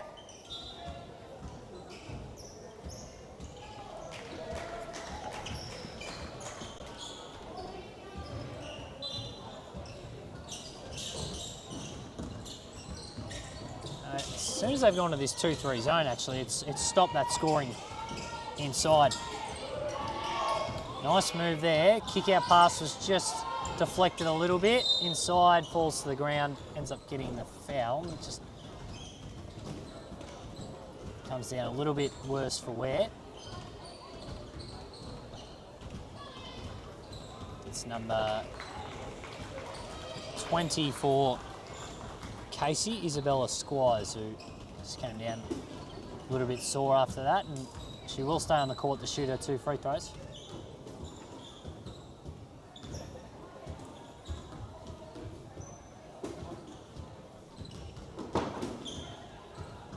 Just long on the first.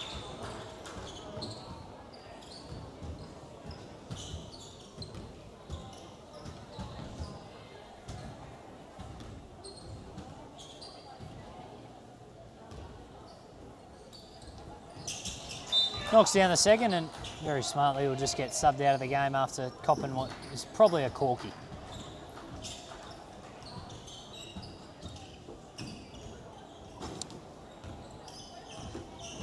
So under a minute now, 20 points the margin. So Sandringham and Dandenong coming up next as foul will be called. Melbourne will go to the line for 2, being in the bonus, and this is the longest 4 minutes of basketball I've seen in a while.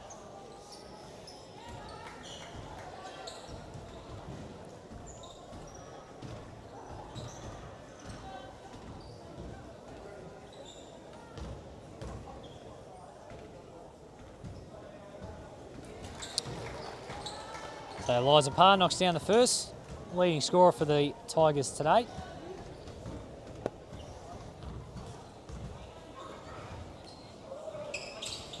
And knocks down the second. So she moves to 9 points.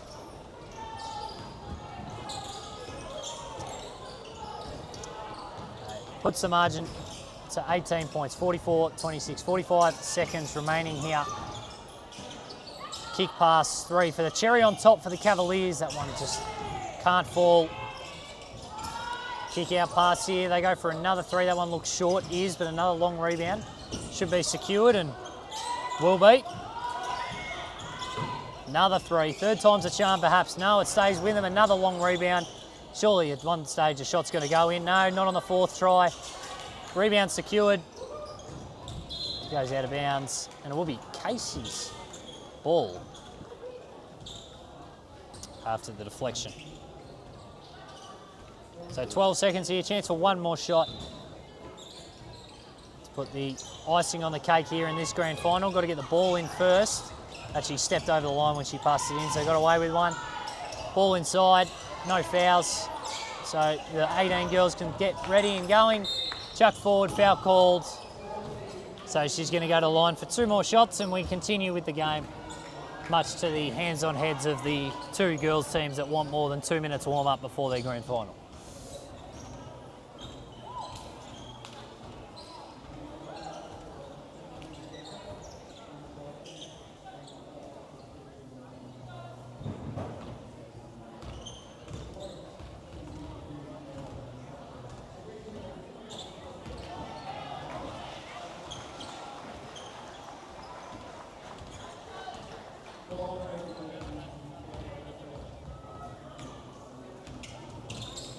Misses the second, ball goes out of bounds.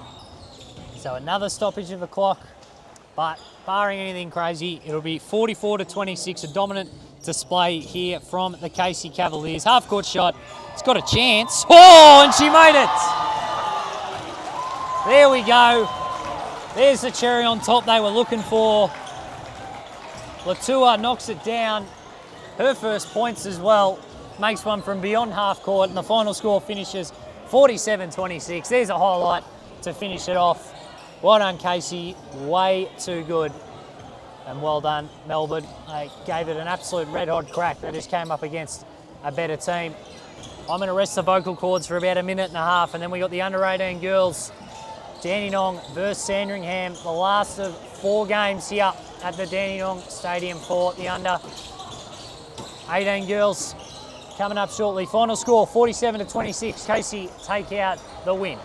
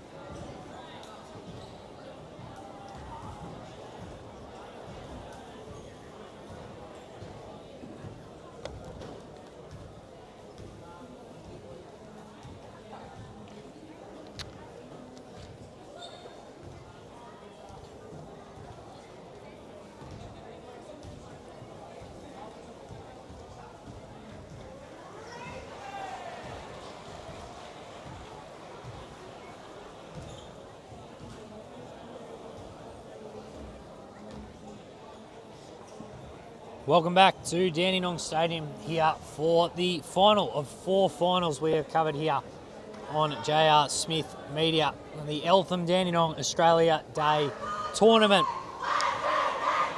As you might have been able to hear through the mic, that was Casey very happy with their last win. So we've had 3 finals so far. Under 12s, Kilsyth winning by 5. We had Casey winning the under 16s just a few moments ago in dominant fashion. In the under 14s, the Melbourne Tigers won by 5 points against Dandenong. So it's Dandenong versus Sandringham here in the under 18s. Just giving you a little bit of context on these two teams before we get underway. Both played in the same pool. Dandenong undefeated 5-0. Sandringham 4 wins and 1 loss. So 2 teams that finished top of their, or 1 and 2 in their pool A and winning their semi-finals a few hours ago to book their ticket into this game here.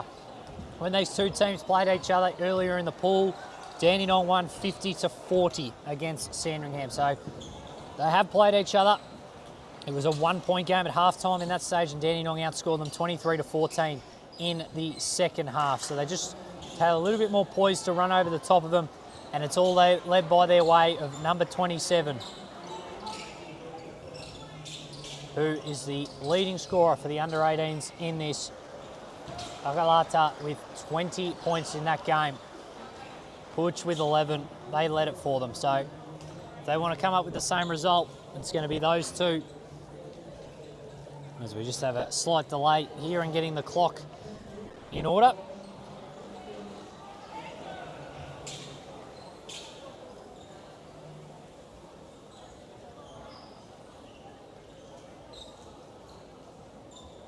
The shot clock, bear with us, the shot clock has turned off on us. So it's a little bit humorous that we had parent volunteers for the 12s, 14s and 16s. We had no issues, and when the venue actual supervisor comes on to score, that's when the shot clock stops working, which is quite humorous.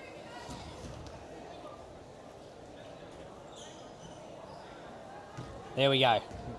They've turned it off and on again, and we're ready to go. Under 18s, grand final here in the Eltham Dandenong tournament. First possession is going to go to the Rangers. Here's Carter, looks inside. Butch had 11 in their game they played last time. Lots of contact, no whistle. Should stay with the Rangers and does.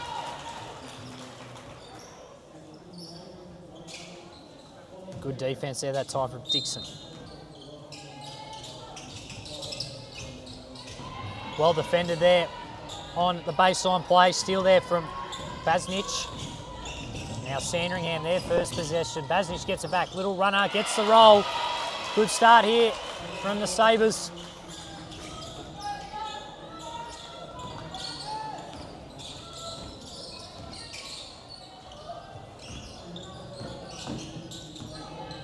Dandenong did not lose in this entire tournament. Sandringham, their only loss coming against Dandenong. So the 2 of the best teams, and that's a brilliant finish in time for a name we're going to be calling a lot of times there. And Mariella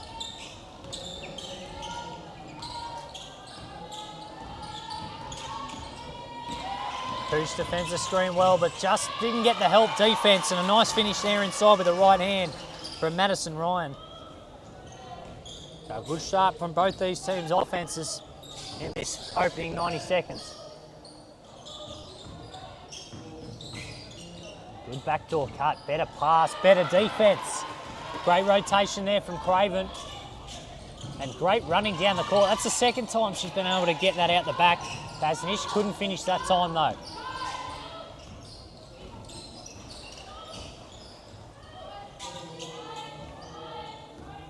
Looking to get in their offence here, the Rangers.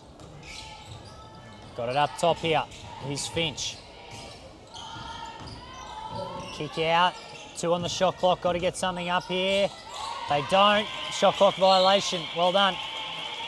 Good defence there from the Sabres.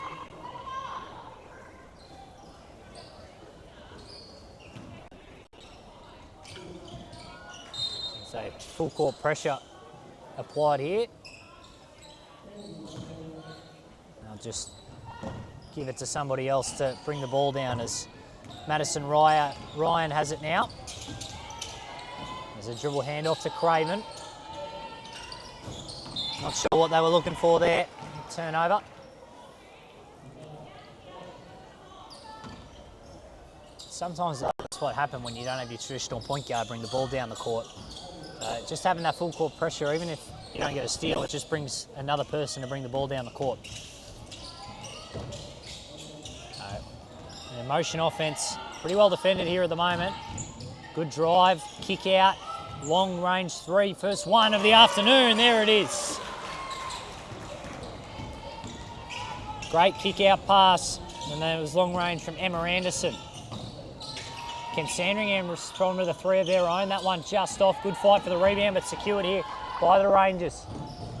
Pulls up from a mid-range. Nice little run here for the Rangers.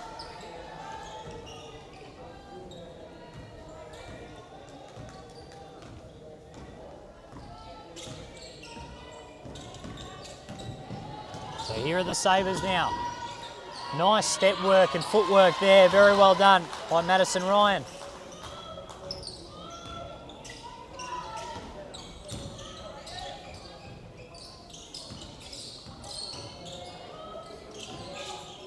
They keep with this motion offense and shots late in the shot clock. Nice hand that time, bodies fall everywhere, but the Sabres come up with it. Here's a fast break opportunity for them. Waits for the runner. Well done, Sabres. And Ryan's up to 6 points really quickly. It's good poise there from Basnish, not to go on her own, for wait for the big to go basket to basket. So 8-7 here, Sandringham lead. Just a bit over 4 minutes gone here. Pretty good defence inside, and Ryan again has had a brilliant start to this game.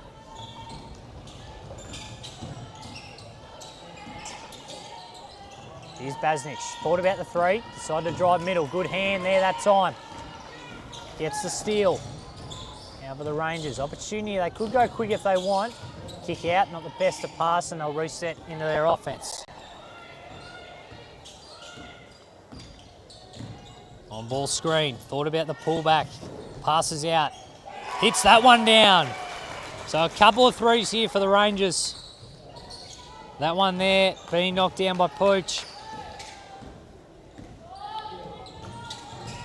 Here is Ryan on a bit of a scoring streak. That one there, not the best of passes. Going to somehow end up in the Sabres' way. Bodies flying everywhere, second, third chance opportunities, and Ryan scores again. She's up to 8 points. They've only scored 10.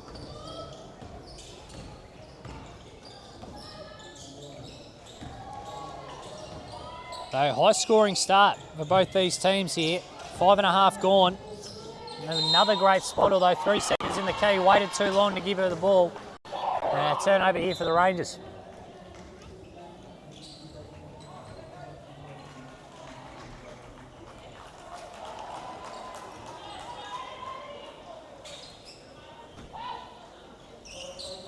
They'll just skip past it up to Ryan.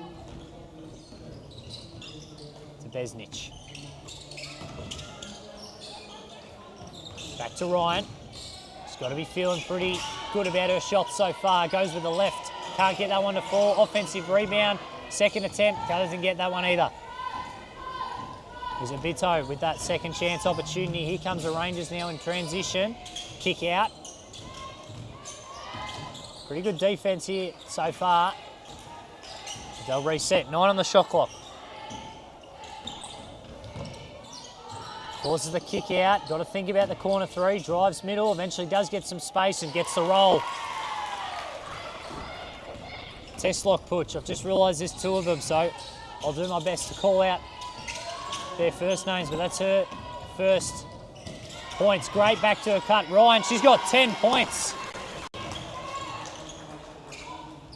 10 points, and they've only scored 12. They cannot stop her here at the moment.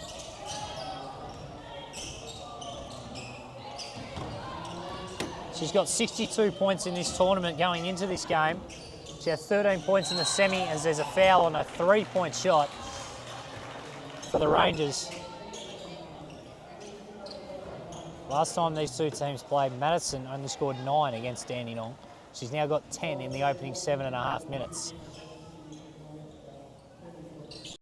There's Marianne Ella will be at the line here for 2.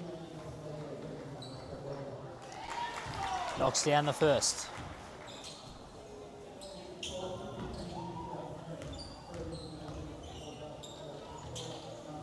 And the second. This is the problem, the 3-point shot foul, an absolute coach killer. And I feel like Sandringham are getting better shots on offence, but Dandenong have hit a couple of threes, they've made their free throws, and they find themselves 3 points ahead. 15 to 12. 8 minutes gone. Very high scoring.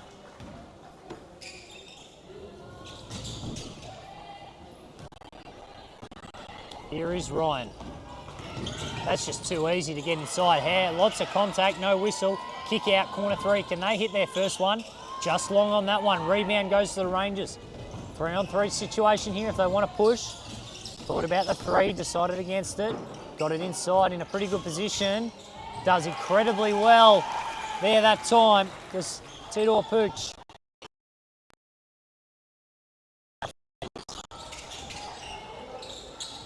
Here is Ryan as 10 of the 12.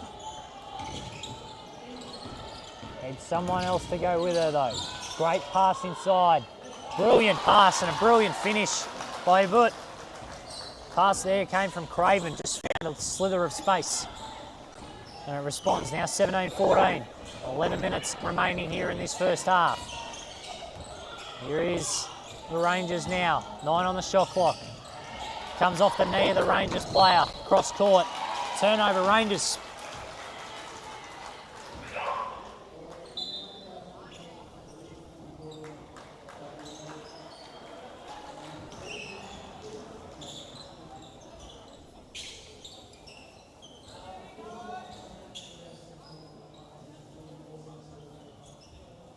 There's just a few substitutions and a check of the online scoring.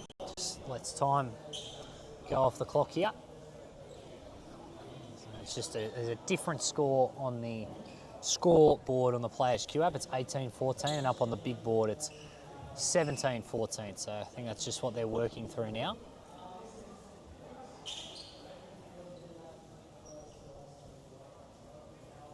And the score is 17-14. So corrected there, and 40 seconds off the clock. So we're halfway through this first half of this under-18 A-grade girls Eltham and Dandenong tournament grand final. Ryan, I was going to say cannot stop her, but she's got another rebound. She'll be very happy with that shot. She just couldn't finish it. 2-on-1 here for the Rangers. Let's see what happens. Great extra pass. Good finish there. Running the break well.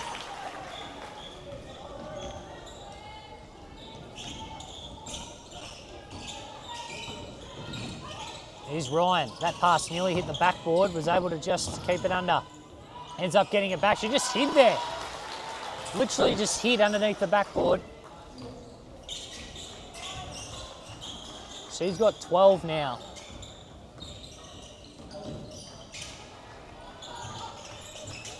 Thought about the excited against it. They keep it moving. They're all right taking shots late in the shot clock. Kick out pass. Thought about the 3. 5 on the shot clock. Got to get something now. Good defence here from the Sabres. Corner 3, not a bad look. Just long there that time from Ruby Morris. Rebound taken here by Madison Ryan. Splits the handoff there well, just loses her handle there. That time was Craven. 1-on-1 here. Let's see what they decide to do. Kick out. Corner 3. They've made 2 so far. Can't add to that tally. Morris nearly got the rebound. Craven secures it on the second attempt. So 8:30 left here in this first half. 19-16 Dandenong lead. Exciting opening 12 minutes. A highlight being Madison Ryan having 12 of the 16 Sandringham points. 5 on the shot clock here. Here is Ryan. Speak of the devil. Spins, fires. Can't get that one to go. Who'll see which way it goes? It goes to Sandringham.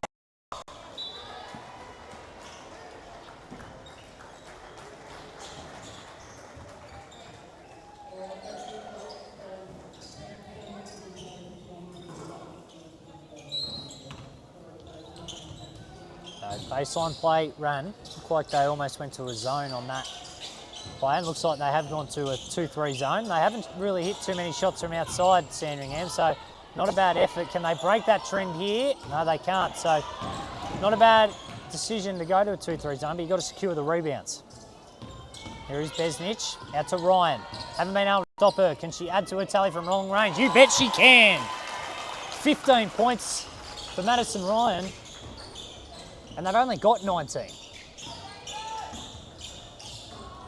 That one there, just out of the reach of the intended target. They cannot stop her right now. 15 points in 13 minutes.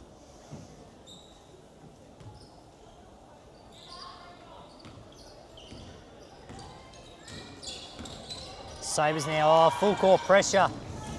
They gift one back after the turnover. Well done there from Marianella. So 21-19, Dandenong lead here. Just under 7 minutes left here in this first half. Here is Madison Ryan. Have not been able to stop her, and they can't foul. She'll go to the line 4-2.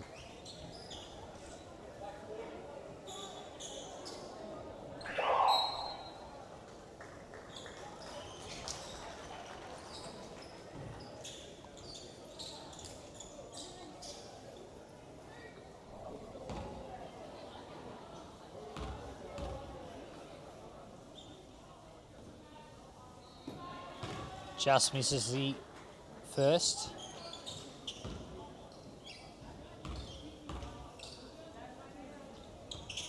And long on the second. So 2 rare blemishes for Ryan so far in this first 14 minutes or so. They feed the nail and travel called, which Sandra Amby going, why would you call it? Because Madison Ryan's got a wide open layup, but correct call made.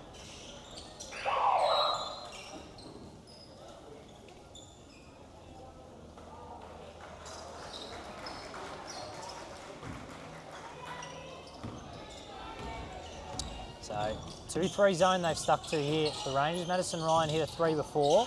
So it's good ball movement. That's a good offensive possession. Looked good from where I was sitting, but didn't fall. I suppose though, it invites you to shoot a lot of threes. You've got to be able to make them. So Dandenong, chance to stretch it out to a 2-score game here. Just need to take care of the ball. They've had quite a few turnovers. 6 on the shot clock. Good defense here from the Sabres. Forces a really tough shot. Just ends up getting it back. Didn't end up falling. And now the Sabres. So both teams, last few minutes, haven't been able to find the bottom of the bucket. Here's a drive inside 5 space. Foul. Go to the line. 4-2. That's Taya Woolhouse there with a nice drive.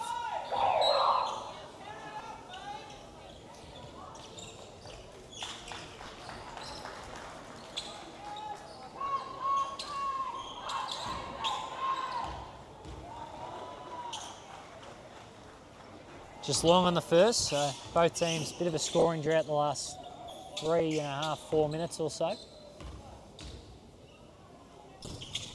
And short, overcorrected on the second, so it stays at 21-19. Eventually ends up in the Rangers' ball hands. It was looking dangerous there for a minute. Nice drive, that's on. Brilliant finish inside from Marianella.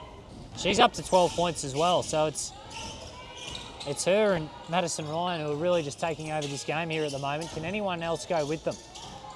23-19. Just over 3.5 minutes left here in this first half. They've gone to this zone and they've really struggled. Can they get one from long range? That one's going to be a violation. So they're inviting them to shoot threes, and you live and you die by them. You have days where they go in and days where they don't. So Rangers now, chance to, oh, that was nearly a cross court there. Would have been a costly turnover. Sticking with it, they do well there. Does Besnich, and foul called eventually, but there has not been many fouls at all this quarter. That's just this half, should I say. Only 2 fouls apiece, so seen in earlier games, the bonus come into play early in halves. It's not going to be in this one. That one there, good drive inside. And a chance for Dandenong to go to the free throw line for 2.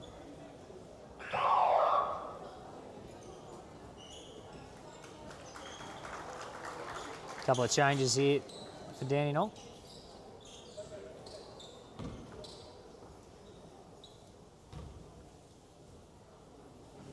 just short on the first.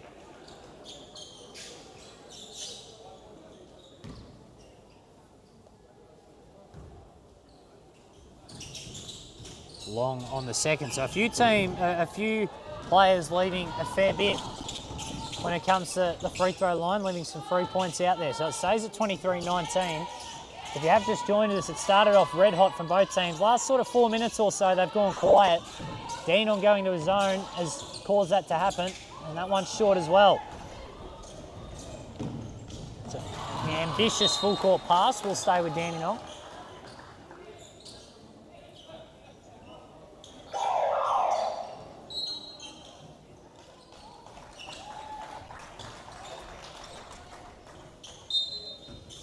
Baseline ball here with just over a minute and a half left in this first half. It was a really high scoring one to start. Can it continue? Oh yes it can.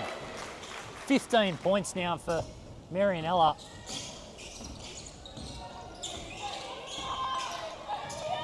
Seriously light them up. She had 20 points last time against them, and well, she's got 15 here in the first half and could add to it here. Drive inside, plenty of contact. Line for two, and Dandenong a chance to go into half-time here with a lead of some substance, despite this being a really even game.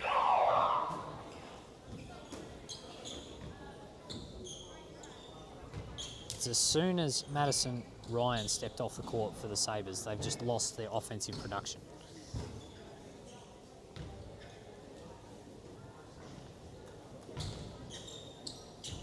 So 15 points for Marianella. Emma Anderson has 5. Tito Push still has 4 after that's 4 straight missed free throws. Just keep a mental note of that if we have a close game here at the end. I think any team at this venue really, outside of Casey in the last game, has shot free throws well. But as we said, they're in their 8th game so far, so they're going to be some fatigue. Can they get a bucket here, Sandringham, to break their streak? They can. A little bit of a drought ended there. Good little floater inside that time from Craven. So 5 points the margin here, 40 seconds left. 2 for 1 opportunity if they wanted to go quickly. And they're just going to get one good shot. They've been pretty patient so far with their offense. Here is Pooch, been to the line the last few times. That'll be a travel. So 23.4 on the clock here, 26-21. Lead for the Rangers. I would have thought it would have been a bit more high scoring going into halftime with how they started, but it is the half. Sometimes you just run out of puff. You don't have that quarter time break, which you usually do. So Sandringham moving this around. They're going to take a shot with 15 on the clock, which means that the Rangers have a chance for a shot of their own. 7 on the clock. Here is Marianella. She's got 15 points this quarter. Can she add to it? Adds to it. Passes off. They need to throw it up here. Shouldn't be a foul. Gets it off. A little bit of carnage. Half time. 26-21. Dandenong hold the lead. Marianella with 15 points leading the way for Dandenong. Sandringham is Madison Ryan with 15. The question is who can go with those 2 players there. That'll be the difference. Now, last time these 2 teams played, Dandenong won by 10, 50-40 in Saturday afternoon. So a few more games played since then, a bit more mileage in the legs. So we saw some really good shooting. That was 12-10 in the opening 4 minutes. So it did die off a little bit, but you'd be happy with the quality of shots they're getting.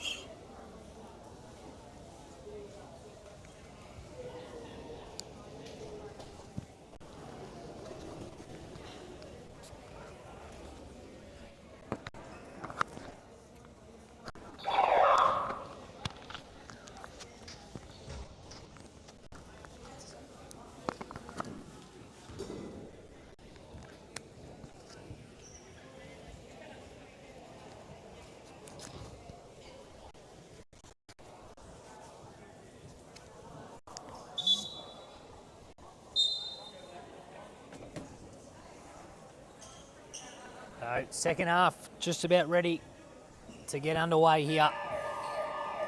26-21, Dandenong lead. It's been a back and forth opening half. So if you have just joined us, number 27 for Dandenong, Marianella, has 15 points, and number 53 for Senti.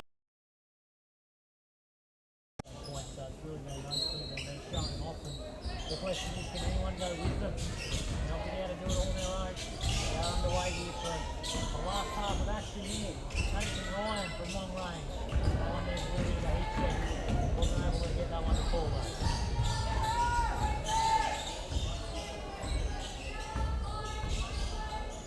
First offensive possession is going to half for the Rangers. Taking their time on offense and getting shots with 2-3 left on the shot clock. Here is Marianella. She's made everything in that first half. Can't see that one to fall. They're trying for the rebound. They're out here in transition. Raven goes up with the right. Pretty good defense in there. Affects the shot. They don't get anything out of it. Good trap though. Just a pass and hope on that working. 3-on-2 situation. Brilliant pass there from Marianella. Pulled everybody. Defense and myself. I was looking in the corner. Finish off there that time. Right, fair weather.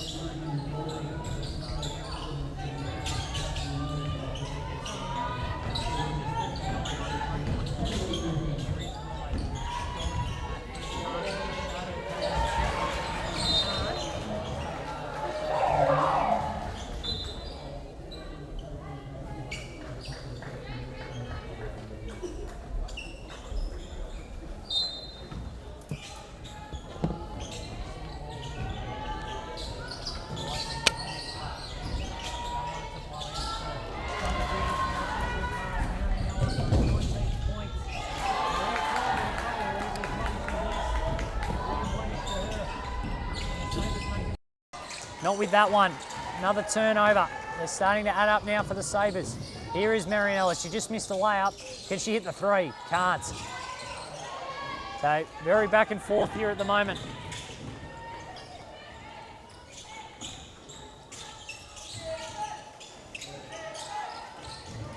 Be a pushing foul going against Pooch there for getting on Madison Ryan.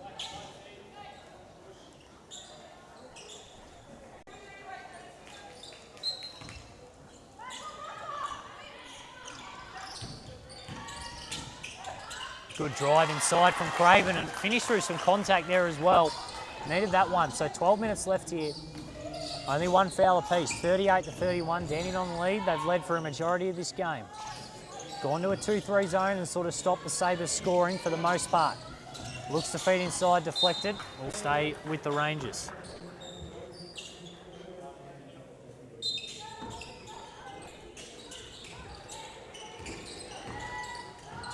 Here is Marianella. Looking to dance with Ryan. Gets inside, left-hand finish, too good. Brilliant finish. Had not been able to stop her, and she's continued in the second half. Just gets pinged for the foul there. She's up to 17 points.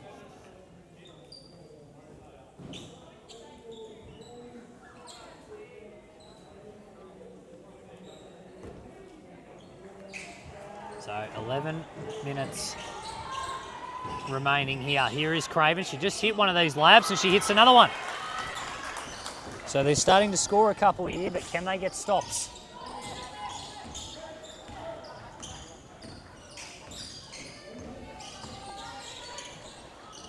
They keep it moving here. If you're the Sabres, you've just got to be like, someone else has got to beat us. This girl can't keep blowing past us and making these tough shots. Step back three from Marianella. Would have been some highlight if that dropped.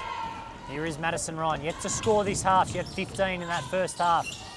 She'll need to get going if they want to mount this comeback. Good mid-range jumper. Back to 5 points here now. Dakota Ribbett knocking that one down.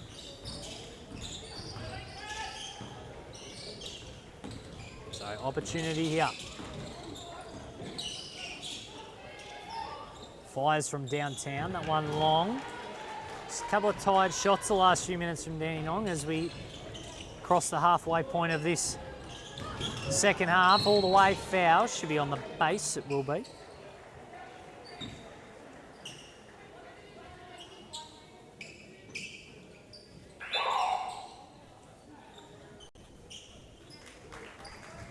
A few subs for both teams.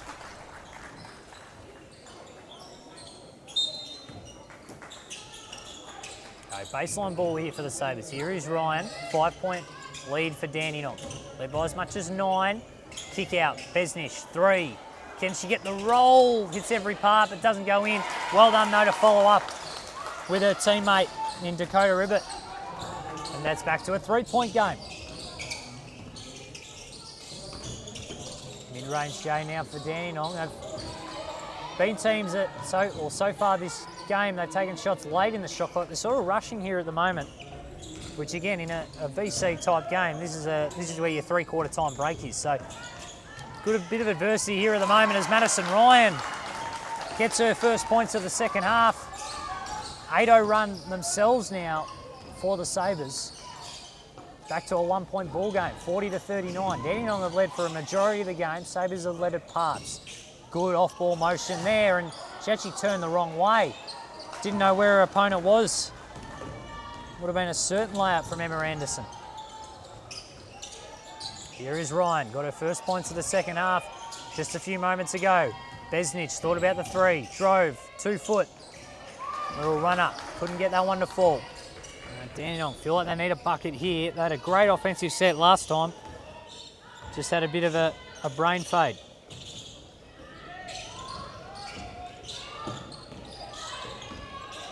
Here is Marianella, step back, 3, short. A few tired legs starting to show here, potentially for the Rangers. Have not been in a game really where they've been tested. Fumble the catch did Ibbott, did well to spin, left-handed finish, hit every part but didn't drop. Craven after it, secured by the Rangers.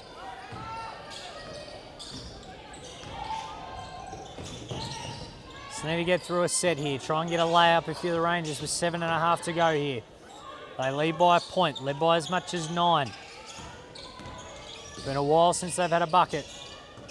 Marianella, 4 on the shot clock, finds a bit of space. Foul called.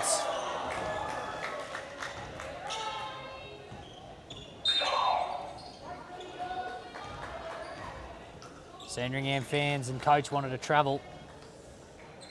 Foul called.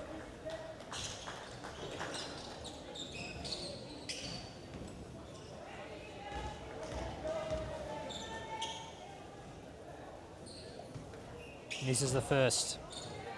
So clock stops for the last 3 minutes, and if overtime is required, it's a 3-minute period. Fouls stay, timeouts, you get 1. Misses the second as well. Free throws from both teams haven't been great. see who can make them down the stretch. Try to go back to Ryan with the back door. Well done, Marianella.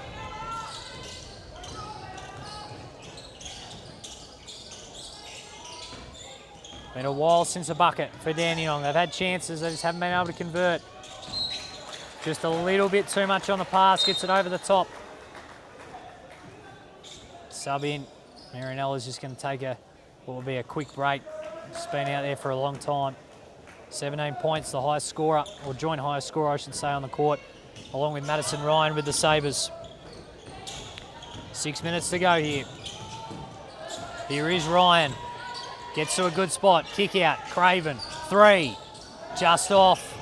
Ryan secures the rebound. O-board's starting to add up as they've gone back to a man here. Couple of made threes and they've been worried about it. 6 on the shot clock. Here is Besnich. Skip pass. Ryan. Long 3 with 3 on the shot clock. Doesn't hit anything. Both teams' defensive pressure really up the last few minutes. Transition 3 the other way for the Rangers. That one can't go. Besnich with the rebound. Been a while since each team scored now. Besnich able to keep control of the ball. Just showing a little bit of poise here. Another 3 try. Can this break it? No, it can't. Tina Bayich that was.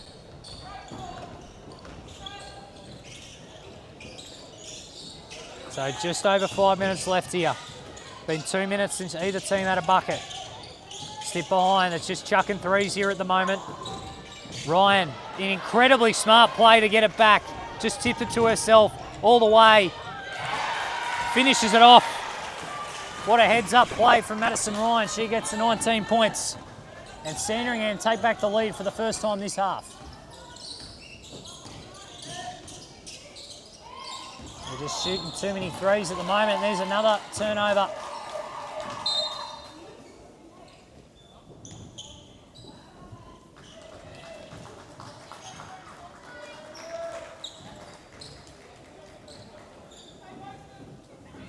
So the Sabres now, they finally were able to break that scoring drought from either team.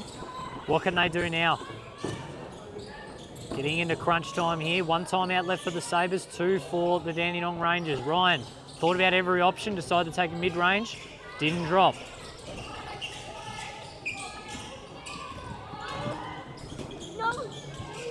So, Dandenong now. Michaela back on the court. Marianella, I should say, back on the court after a short break. Much better offensive set inside here now. Finish. Dandenong take it back. It's the first time they've really had an inside look of any description. They've been just shooting up threes. Besnich inside. Falls to Ryan. Foul. She'll go to the line for 2. Chance for a 20th and 21st point of the afternoon as this will wind us down to the 3 minutes left.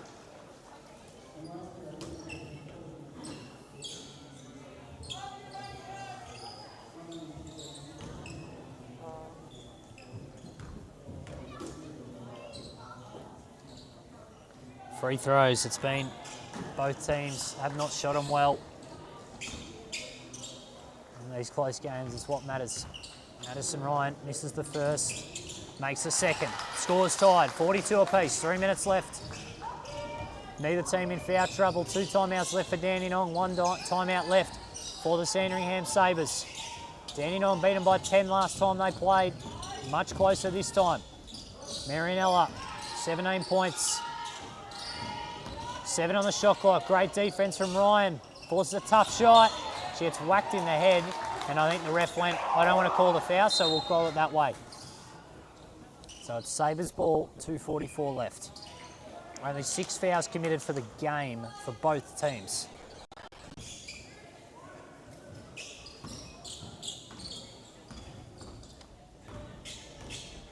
Here's Besnich.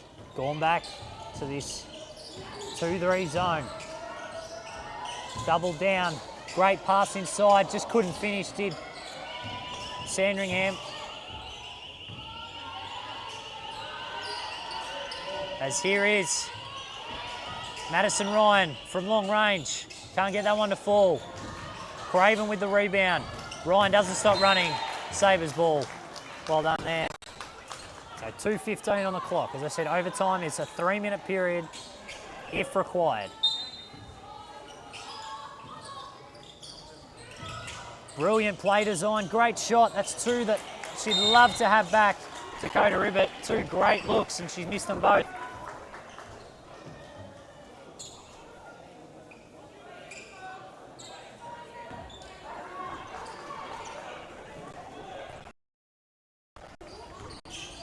So 2 minutes left here. 42 apiece. Both teams foul shooting have left some on the table, so they're pretty even in that stat. Gets it out the back, lots of contact, no whistle. Kept in, stolen by Marianella. Right hand, can't get it to go, should stay with the Rangers. Few players missing some shots you'd expect to make. That's the pressure and fatigue of 8 games and across the tournament. Especially in what is quite a stuffy Dandenong Stadium. Feeds inside, right hand, can't get the roll. Minute 47 left here. Here is Ryan. 20 points on the afternoon. Besnich to Craven. Skip pass. Shot clock on that end's gone dead, but it doesn't matter because Madison Ryan's made the shot. Asking for a timeout are the Rangers, and they are. So great awareness there.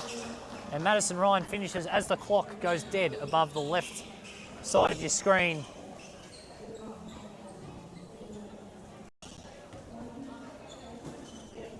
So minute 29 left. Half called for Dandenong. So they both have 1 timeout each. No issues with fouls for either teams.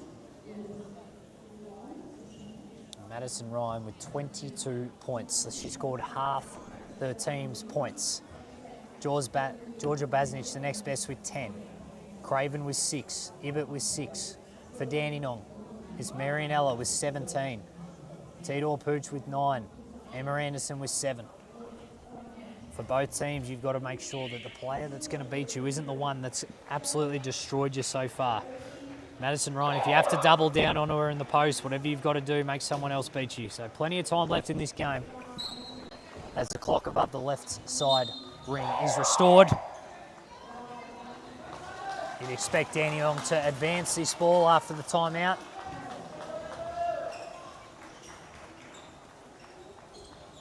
No, they're keeping it in the full court.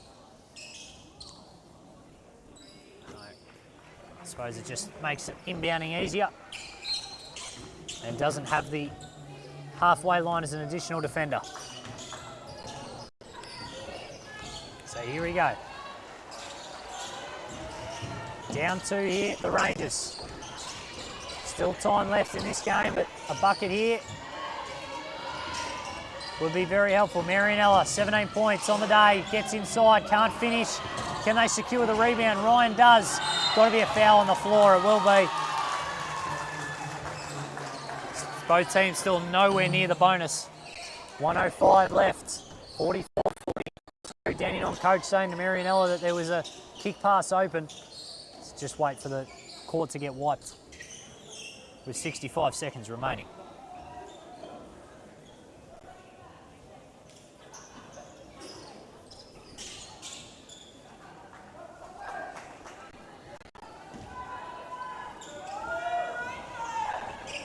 So here is Ryan.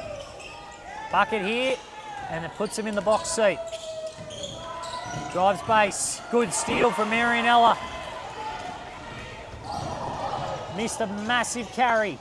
Kick out, chance here for Dandenong. Extra pass, brilliant ball movement. Corner 3 for the lead is long from Ruby Morris. They just get it over. Basnich gets it back, Craven, kick out. Hit it, didn't quite catch it cleanly. 20-second shot clock in game. Here is Ryan. She's been their killer all afternoon. Can she kill them here? Long range 3. That one's off. They've got to secure the rebound. Basnich goes up. Rangers have it. They'll have the final possession if they want it. Marianella trying to go through everybody. Loses the ball. They've got a foul here, the Rangers. They've got a foul. Oh, it's a risky pass over the top. They end up getting it back. Carnage everywhere. Corner 3. Marianella for the win. Off. Rebound. Sandringham win. What a finish. 44-42. Sabres get the win.